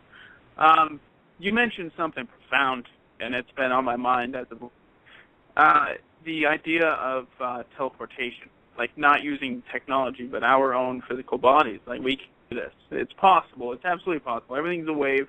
We're just moving through the universe as space, as a lower density being. And the lighter that you get energetically, the more you blend with your universe, the more that you become one with it, the more that everything around you is energetic. And that's with the pineal gland opening up, the more you see your energetic realm. Now, one of the discussions that I think we're going to be having eventually is the pitfalls of self-teleportation. And I don't want to get my hand stuck through a wall or anything. I really don't want to do that, so I'm not focusing on that. But it's just funny how eventually, as we keep doing this, I'm just kind of foreshadowing some events here, just like the pitfalls of self-teleportation. You know, just like levitation. I hit myself in the eye with my coffee mug. So it's just these, like, we are these all-powerful beings. And anything's possible to the degree that we allow it to be. And so yeah, we're gonna be having those moments where we're powerful. We got to really be careful, and that's where I am right now. I have to be very careful with myself and my thoughts and everything, and just try to stay grounded on this plane, and just keep it all together.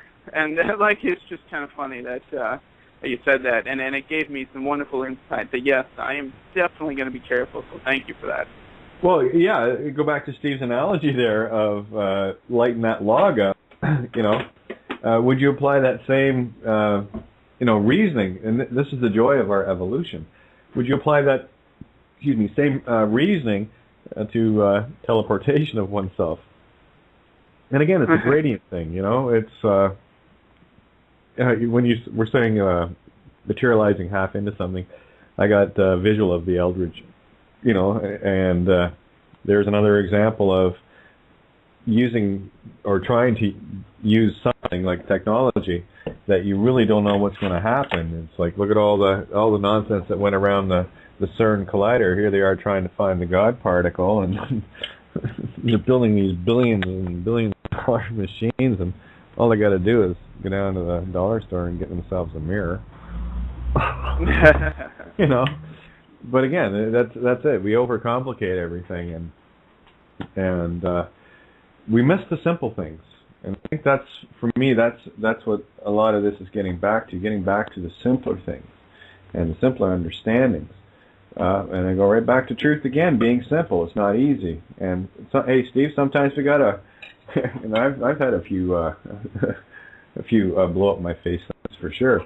We have to go through these experiences to go, ooh, that wasn't a good idea. I'm not going to do that again. But you also, in that process, you have the answer staring you in the face, like with your example of the gas can. Had that gas can been, half full or less, I guess we can call it half empty at that point. That would have been a bomb. So there was boom. there's a good lesson that didn't, cost you, 80% of your skin, So and the thing. Well, there's been a lot of occurrences since I was a very young child that tried to take me out of this picture a long time ago. Oh, no doubt, troublemaker. One thing, you alluded to on this technology part, and it's an interesting time to be alive because of, and just like I was saying about this, this Skype chat room thing, and how we don't relate like we used to with each other. They're coming out with more and more trinkets all the time to fool the natives, and we talk a lot, excuse me, about co-creating and how powerful we are and all these great things, and then they come out with another little trinket and we say, oh, I can use this trinket to make myself powerful. And we are not those type of people.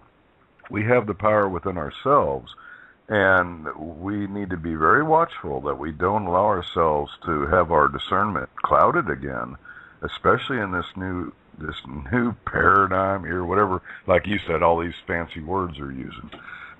Because there's a whole new thing, a bunch of things getting ready to roll out here, probably in the next 30 to 60 days. And I think it's going to sidetrack a lot of individuals and keep them from looking within. Yeah, worshiping the technology. What do you think happened to Atlantis? Exactly. Again, let's look at technology as the allegory or the metaphor to your willpower. Now, will we get caught in the trap in the game again? No, not this time.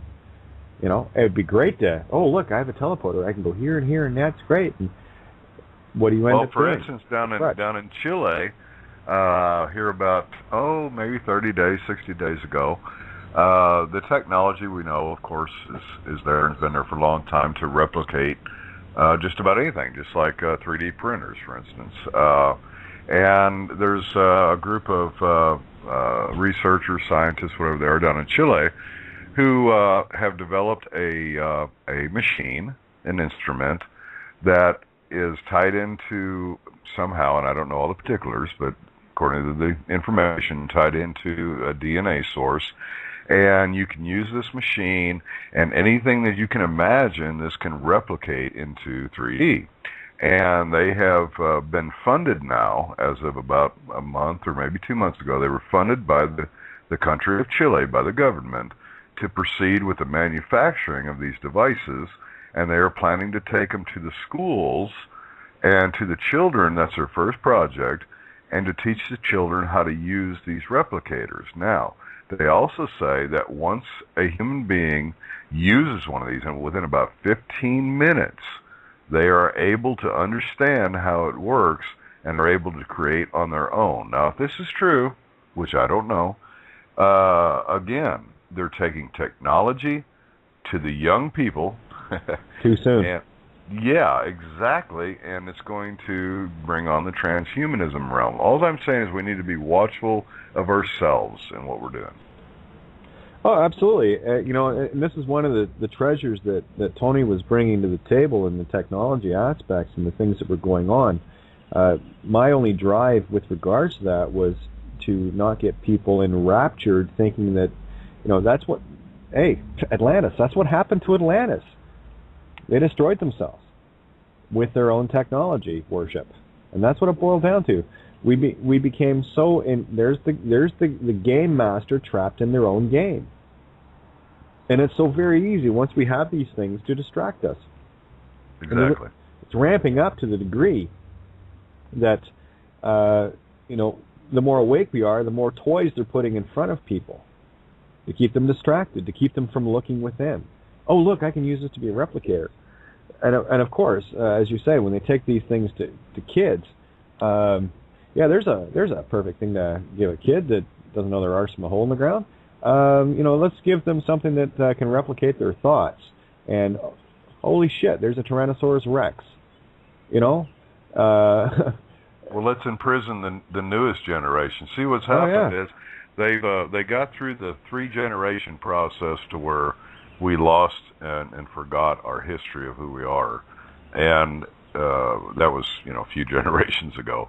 But now that this awakening, if you want, God, I hate that word, but now that we're starting to realize what is going on, and coming to an inherent knowledge of what's going on, and I say inherent because that's what it is. I see all this talk and all this about how we're awake now and we understand and we know about all the things that have happened and they can't pull the wool over our eyes again. Well, they don't have to, because I'm 55 years old. I don't know. I could live another year. I could live another 100 years. I don't know. But they're trying to start this process all over again. Yes, they're in their last throes of it. I agree that we can. I haven't stood my ground for 55 years for naught, and I will continue to stand my ground. But we need to be watchful about what's coming out because they're trying phase 2 or 3 or 4 of their game. Right, and again, it's always the drip by drip. Well, we had them fooled with this one, and they woke up to it, so let's pull out the next one, and the next one, and the next one. And the minute we decide to stop buying into their nonsense and start looking within ourselves, and that's where your answers are, that's where they've lost control of the joystick. We take it back. But we also take it back with the knowledge that we're not quite ready to wield the power that we're capable of. So it's finding that fine balance. And gratefully, I know there are many people out there that are well aware of that. And they know who they are, and they know what they're ready for and what they're not ready for. And this is where the real choices get made. And I've said this before. If someone were to say, "Okay, here's your uber God powers back. You can, with the thought, everything manifests and that and that." I don't want it. Not yet. I ain't ready for that. I mean, I'm ready for maybe a small little flavor of that, but again, it's still, there's that cause and effect, trespass, free will, choice, that we always have to be mindful of, and that's how we end up continually doing this cycle after cycle, doing it to ourselves, because we get awakened to a point, or realizations to a point. I use the analogy of the atomic bomb. All right, all this technology, hydrogen bomb. Let's go real. Let's go right downtown with it. Hydrogen bomb, has incredible amounts of energy and destruction and everything contained within it. And you've got all these brilliant minds putting it together to figure out the atomics and all the rest of it that goes with it and everything else. And no one stopped to ask, why? Why would you build such a thing? And if you can answer yourself honestly and say, well, we want to kill a lot of people with it, I would put you in the insane category. I would put you in a very, very, very, very low bracket, of humanity. I wouldn't actually consider you humanity at that point. And again, it's exactly like you were saying. These are things that are being introduced to the newest generation that aren't ready for it. They're not spiritually mature, and that's what we're dealing with here. This is about becoming spiritually mature, where we can start taking responsibility for all of our actions. So that's why, until you can confront everything and really be honest with yourself about it, just come to terms with it, let it go. Understand what it was, and it's not something you do again. That's taking the responsibility for your actions. There's no guilt involved, by the way. No, I'll leave that to the Roman Catholic Church. That's one of their big sell features. There's no guilt here. There's only realization of that something I did, the individual that was involved in it got a bad effect. I will not do that again. It's putting on, I'm walking around wearing your shoes. And that's how I want to be treated. Because by being external in that regard, the as without, I can take better responsibility and control of the as within, because I'm seeing both sides of it in a singularity. That's when we see ourselves as one. When every action, every cause that we put forth has a reaction and an effect. And if that effect is not welcomed or warranted or just by any individual whatsoever, that's why I say when you come to these episodes, you come walking through a non-existent door. It's just a doorway, of which is your free will choice to be here. And also, it's your free will choice to take what you hear, use it, or if you don't like it, then there's no harm, no foul. No offense. It's all good. Because we do talk about a lot of things that are very difficult for people to let go of. And they're all illusions. That's the trick. So, Can I come in here? Oh, yeah, please. Yeah, hi, Steve. How you doing? Hi, how are you? I'm Very well, thank you. Yeah, hope you're having a good time in that part of Missouri. I've been there and I love it there. I'd like to suggest something that I haven't heard anybody talking about on your calls yet, Kate, and it may be something you've dealt with in the past already, but there's a series of books called The Ringing Cedars. Have you ever heard of it? Oh, yeah. Yeah, I've actually got a link I'll put it up on Facebook. I read that series of books to our phone family twice, and have you read the series yet? Not yet. I've got a couple more to download, then I'm going to start leafing through it. Oh, they are the most wonderful books. You talk about going back to a simpler time, and they are very, very funny. Very funny. But they talk about, going back to nature and how to grow your own produce with your own DNA in them. And they talk about the replicators and teleporting and just everything that we are all about. And I just encourage everybody to go to ringingcedars.com. Don't go to ringingcedarsofrussia.com. That's a different group of people that they're more nefarious. I mean, they are nefarious and they're very commercialized and that type of thing. You don't want that site. Just go to ringingcedars.com, and there was 9 books, and the last time that I had them, they were like $15.95 or $16.95 a book. So just buy which ones you can afford. They're about, I think they're 150 to 200 pages each. They're an easy read, except that there's a lot of Russian language in it, and so just pretend that you understand the Russian stuff and just kind of glide over it. There's more of it in the first volume than in the rest of them, but as they lay the groundwork for the whole series. But they are absolutely fantastic, and I've had the gentleman from Ottawa, Canada, that did the translation from Russian to English. He's been on my calls many times, and then the owner of the English-speaking or the English print books. He got his doctorate. He's from Russia, but he got his doctorate in Missouri, by the way, Steve. At Columbia, Missouri. He was offered 6 scholarships in the United States, and he earned his PhD on in the forestry part of the books and so forth. So he's been on the show, and he's wonderful. he's also the editor and so forth. And then the publishers that were originally from Australia and moved to Hawaiian Islands, they've been on the call quite a few times. I haven't been in touch with them for a couple of years now, but they're wonderful people.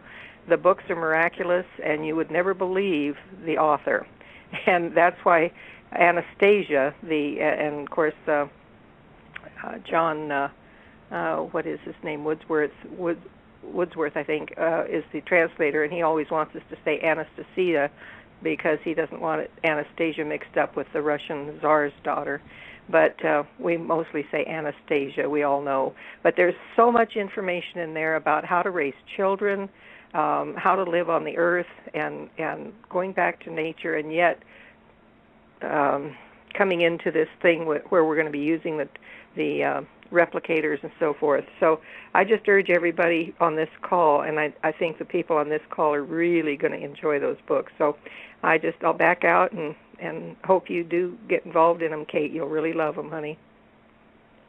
Oh, absolutely. Yep. Like I said, I've downloaded a couple, and they are available on PDF, by the way. And I can pop that link up for people if they want to go there to get them for themselves, And not to take away, but you know me, in commerce, I put my stuff up for free, so there you go. That's how it works, right? But I'm going to throw a shout out for another series of books if people want to get back to Mother Nature and the ways we used to do things, and a lot of the old folk tales, and just a really, really neat series of books. It's called Foxfire. And just if you get a chance, they may or may not be hard to come by. The local library here has, I think, about 15 books in the series. I think there's 20-some books altogether. But quite interesting read if everybody wants to get out of this. Most people I talk to and I listen to are from cities, and I've never lived in a city, although, well, I'll take that back, a year and a half out of my life. And so that's a really good series to do some investigation in.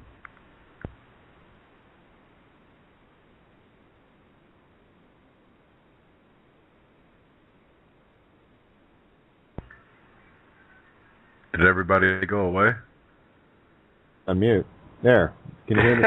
Can you hear me now? I can hear you now. Holy smokes! I don't know how many times I clicked on the damn thing, but there it is. So. Yeah, I was right there with you. I just had to...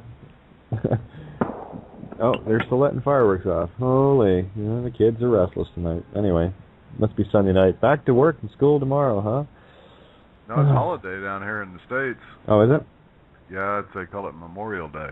Yeah. Well, actually, I think it's it would had to have been last weekend because it was quite chaotic here with fireworks and sirens, of course, right? Like I said, the natives are restless and things get blown up. But yeah, there's a lot of good stuff. I posted the link for anyone interested on. Well, actually, I'm trying to post the link if I can get it there. Interested in the Anastasia books in PDF format. Still trying to get it there, and it's not working. But definitely.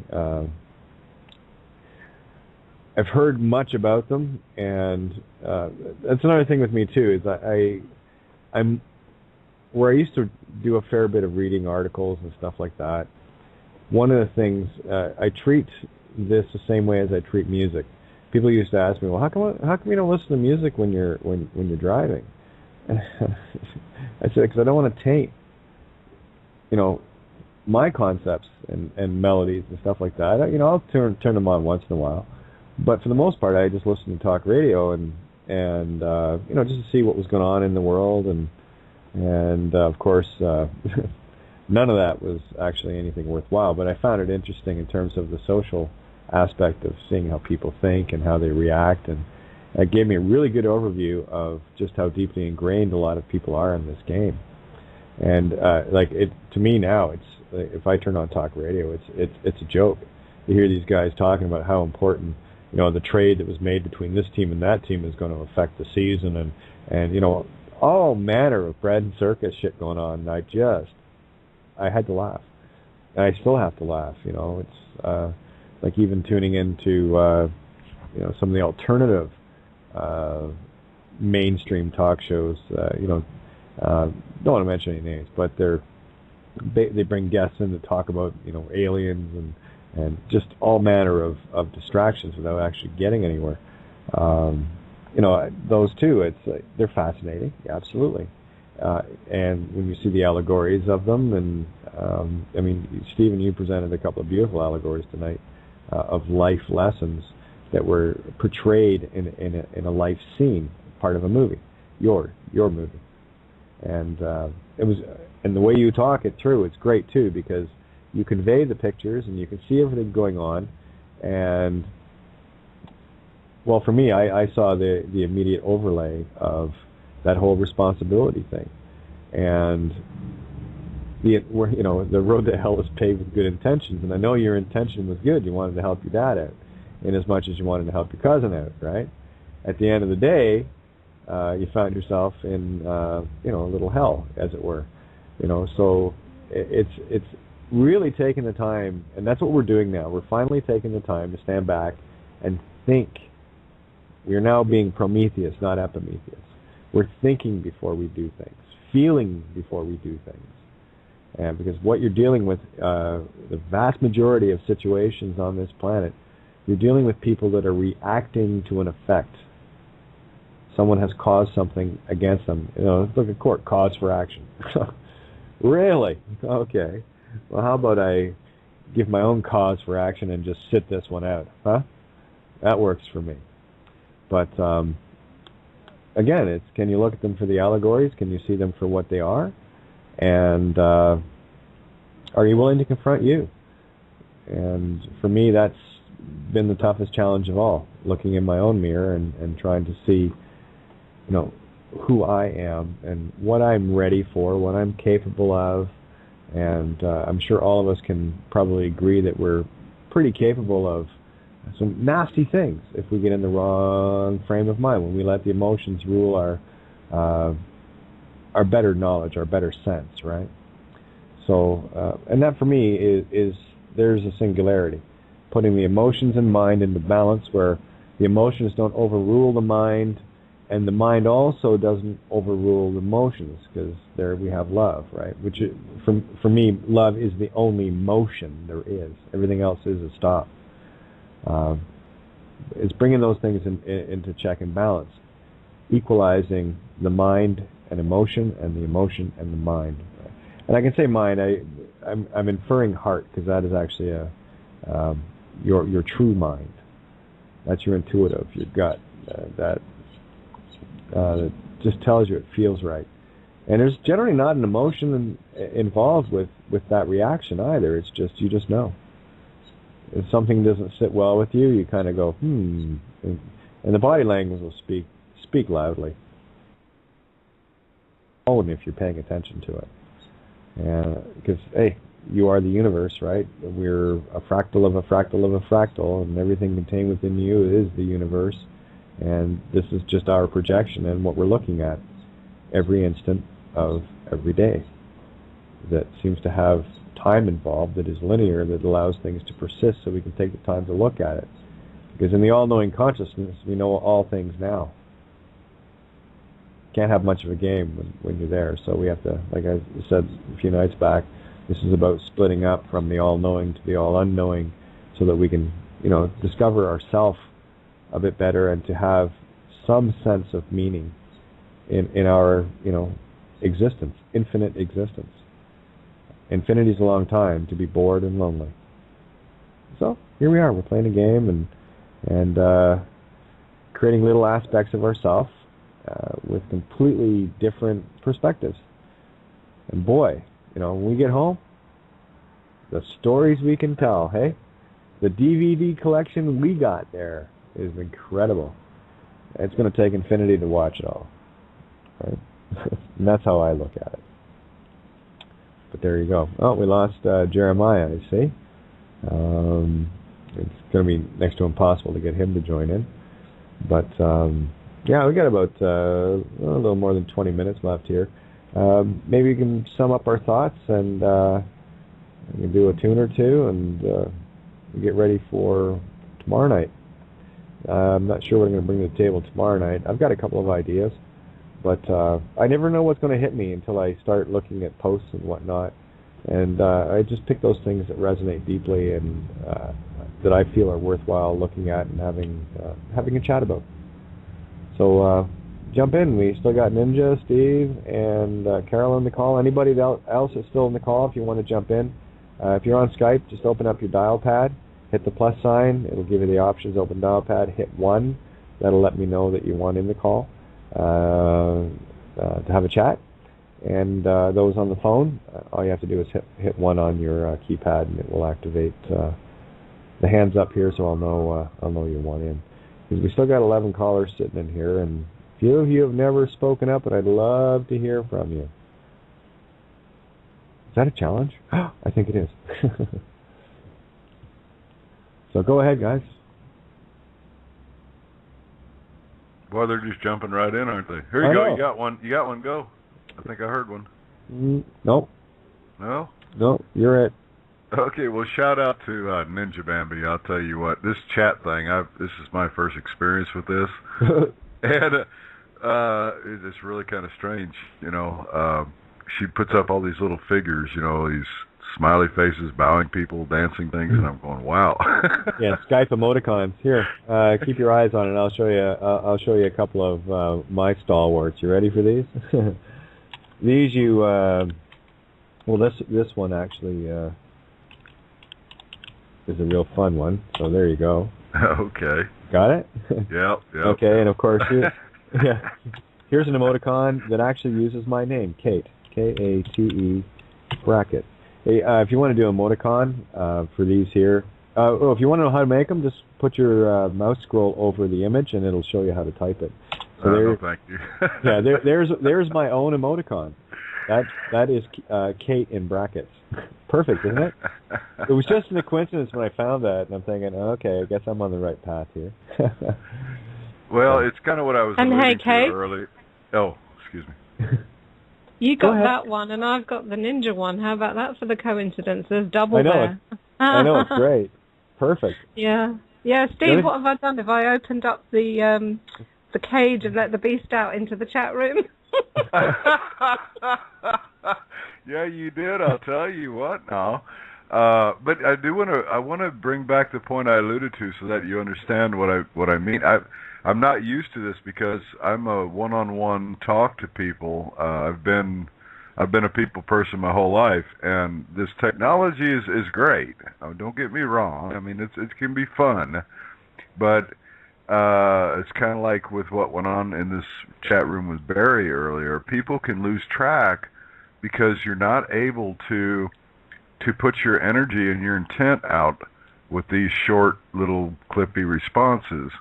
And I don't know how these people do it. I couldn't sit here very long and read all this stuff. Well, again, they're fun and, posting, just keep things light. And it is a game, so we do try to have fun with it. And yes, you'll find that,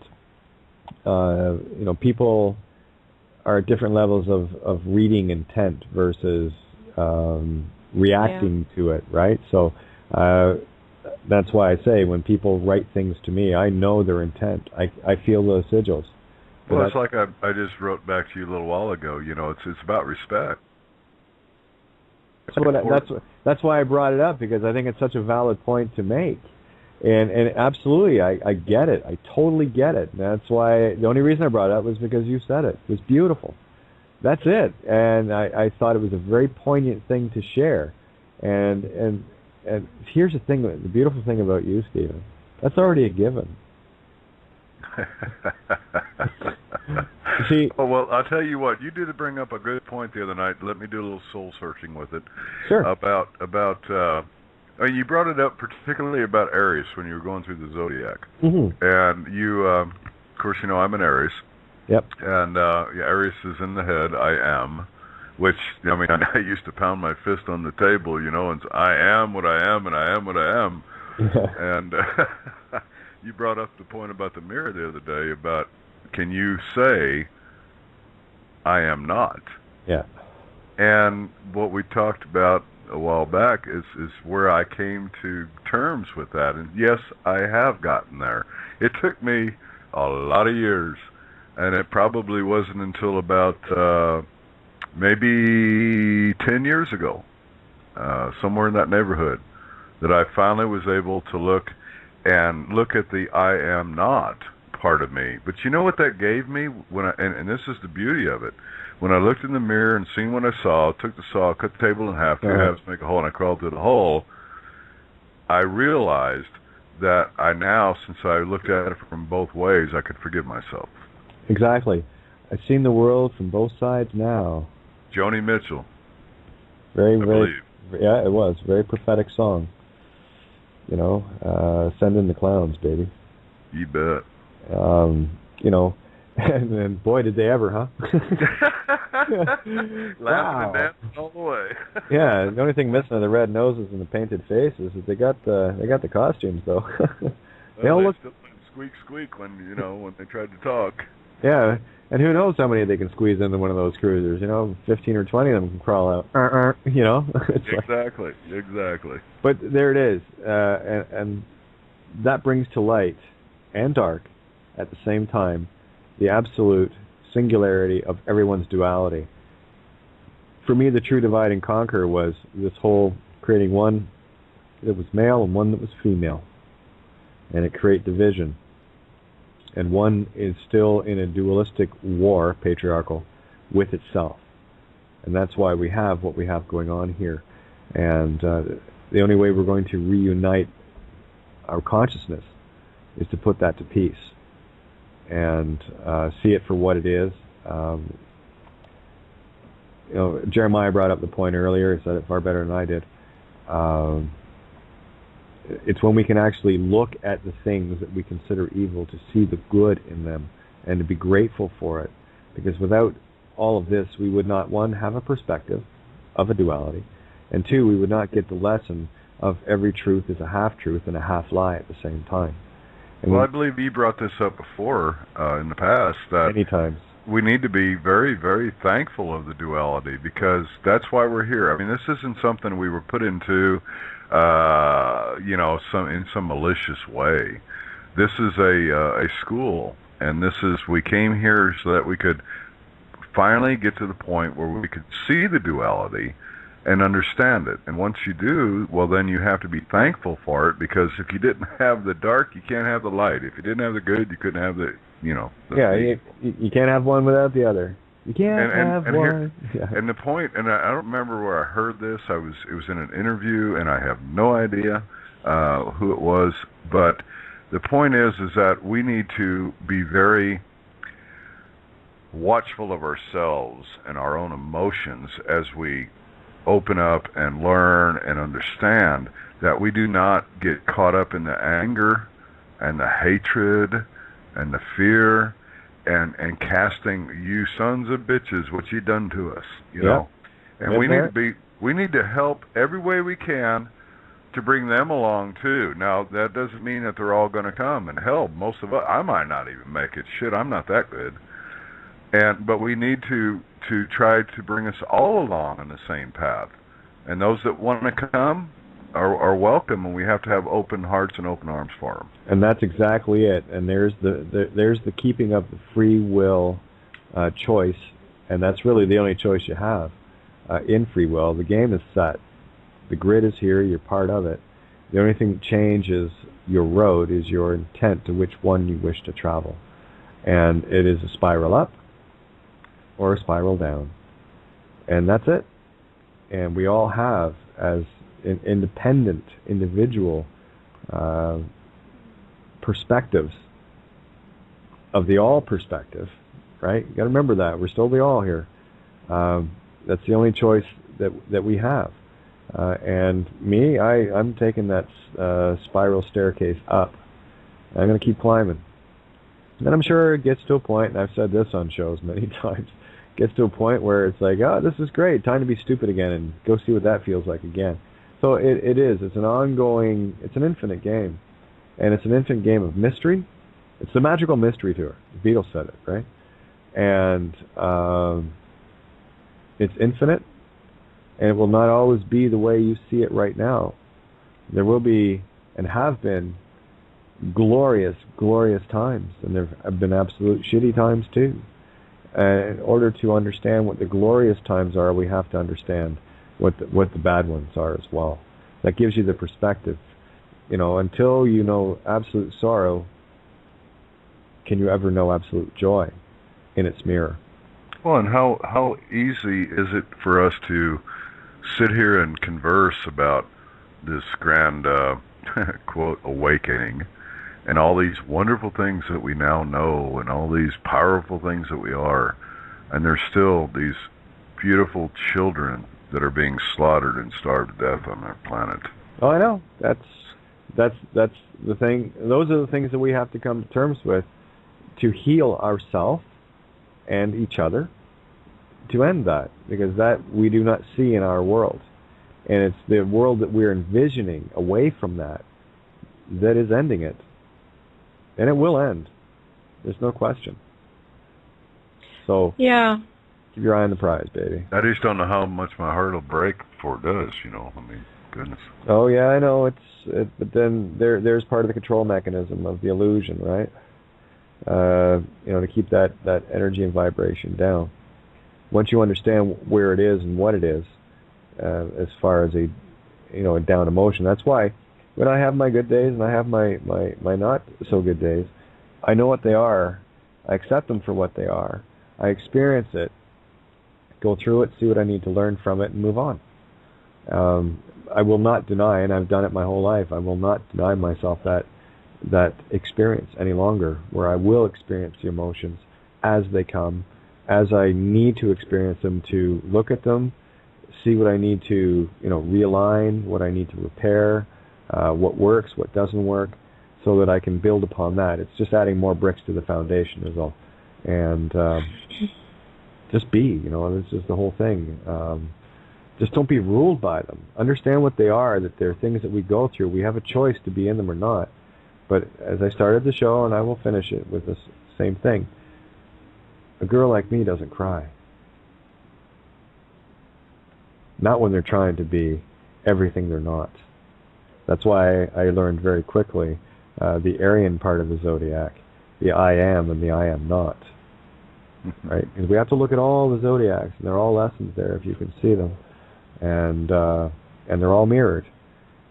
Your first mirror is the opposite of you, I believe, is Libra, opposite of Aries, Libra. Mm-hmm. Yeah, so you got Taurus, Scorpio, Gemini, Sag, right? Yep. Those are your most evident mirrors that you can look at. To, like, for me, it's I think not. To the Sag mirror, the dark side of me, I see not. Right? So there you are. I am not. I balance not. Taurus to Scorpio, I have not. To Scorpio, I want not. And they're all beautiful lessons, each and every one of them, all the way around the wheel of life, wheel of fortune, call it whatever you want. I mean, they've been trying to tell us for a long time. Look at the show, Wheel of Fortune, and then spinning the zodiac thing around, and all sorts of prizes, and and some pretty funny letters up on the board sometimes that I'm sure made Vanna White very uncomfortable, especially when up on the screen lit up are the only three letters that are there. C-U-N-T. It's on YouTube. You'll see it. It's funny, but you can feel her. Ooh, she's not. That's Susan's favorite show. Jump in there, Ninja. You had something you were going to say. Sorry, Ninja. Oh yeah, I did. We've moved slightly away from it, but I'll put it in here anyway very quickly. It came to me a little while ago. I was speaking to somebody, and this feeling of when the divine masculine is awakening to the realities around him, her, the divine feminine, of course, as well. That we are seeing the backlash, we're seeing the anger, we're seeing the frustration, and we're seeing it because it's there. We've all gone through it, and what I've realised, and we maybe want to be mindful of, is that when people are joining us, perhaps they're in the middle of that, you know. Yep. And it is because, you know, they are who they are and we are who we are, and there's that heartbreak and then the anger and then the, well, what am I going to do about it? And there's those of us who've already realized, yeah, but not that. That's not what we do. Then there's that struggle, isn't there?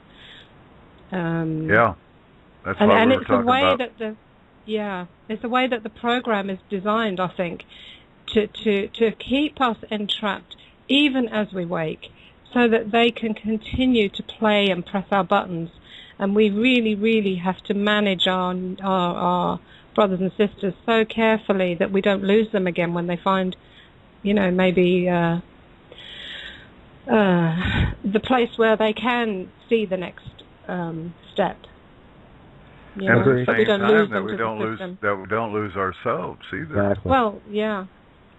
You know, that's I go right back to the beginning of the show when I was talking about Janice's daughter. The curse is the blessing, and one of the biggest blessings is the fact that I fought this inner war my whole life, and so I got kind of a neat. It's a neat gimme, actually, if you think about it, where my struggle to see both sides of me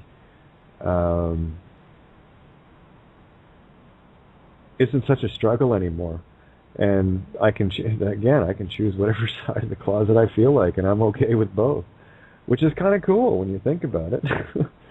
You know. Well, I think we all do in our own way. Oh, exactly. You know. I decided one day wear a sundress, the next day tomboy the nines out of it. Who cares, right? But the thing is, I have choice. I have freedom of choice. I'm not stuck to one side or the other. I think what I'm trying to get across, I'm not sure if I did, but anyway, I'm just going to give it one last bash. Keep going. The fear porn and everything that's going on that we've all gone through and come out the other side of as we've, you know, done our research, that others are still stuck in. It's that's trapping these divine essences, you know, that have woken to at least that awareness. And that is the saddest part, really, is our sense of being stuck in the fear porn. You know, trapping the energies that we need to you know, go forward. Well, that's the thing, kiddo. You're absolutely right. And the joy of that is knowing that it's so very easy to do, and all we have to do is maintain the higher frequency, because just maintain the high ground, holding the ticking and the talking of the dominant clocks, and they will invariably come up. I've watched this for the last year. I've seen this, and now it's just wow. You know, and there's the answer for those that are awakening and still very fragile in that, where we maintain the highest vibration we possibly can to maintain our light as strong as we can, our light from within, from that darkest of dark places that we created. That's it. That's where the intent is. This is throw something out. Yeah, this is Wu Wei time, baby. Oh, go ahead. We got like 3 minutes here. Okay, well, I'll make this quick. You know, I've heard all about the masculinity, and I understand what you're saying, Ninja, and I understand about the patriarchal situation and all the history and everything else, but I will put this one in for those that are in my position. It took me a lot of years to work through the masculinity part, but one thing that I saved from it, and I stand by, is that I am still here forthwith to be a soldier in the fight, and that my masculinity on the good side is going to be major in this fight, and so will it be with others. But that is the divine masculine. Yes, it is. Steve, that's what I'm talking about. Yeah, that's exactly what Ninja's talking about. You know, you found that place where you understand. Because in understanding being the divine masculine, you also understand the divine feminine and the value thereof. Yes. And that's contained within you. It's you have an external allegory for it called Susan. Yeah, buddy. You know? So, again, look at life as the allegory it is, and that's why you are who you are. She can come home at night and she can say, Steve, I love you, and I just feel safe here, and thank you for it. Perfect. And there's the balance of, because once the divine masculine knows what it is the ultimate protector. I understand that. I know. I've been that. Okay. And I also understand the divine feminine too, because that's who I am. Yes. Creation itself. So it's putting the intention in creation in the right balance. And like I said, I still got much to learn, much to remember. But I'm making the effort. And that's all you got to do. My intent is there to do that. Well, the last 2 minutes are yours, darling. I'm muting out. All right. Well, we got, like I said, 2 minutes. So time for a song here. I might actually only have a minute, but just want to say thanks to everybody that hung on in the call room, and big thanks to those that have downloaded the archive and got to hear this. Thank you, guys.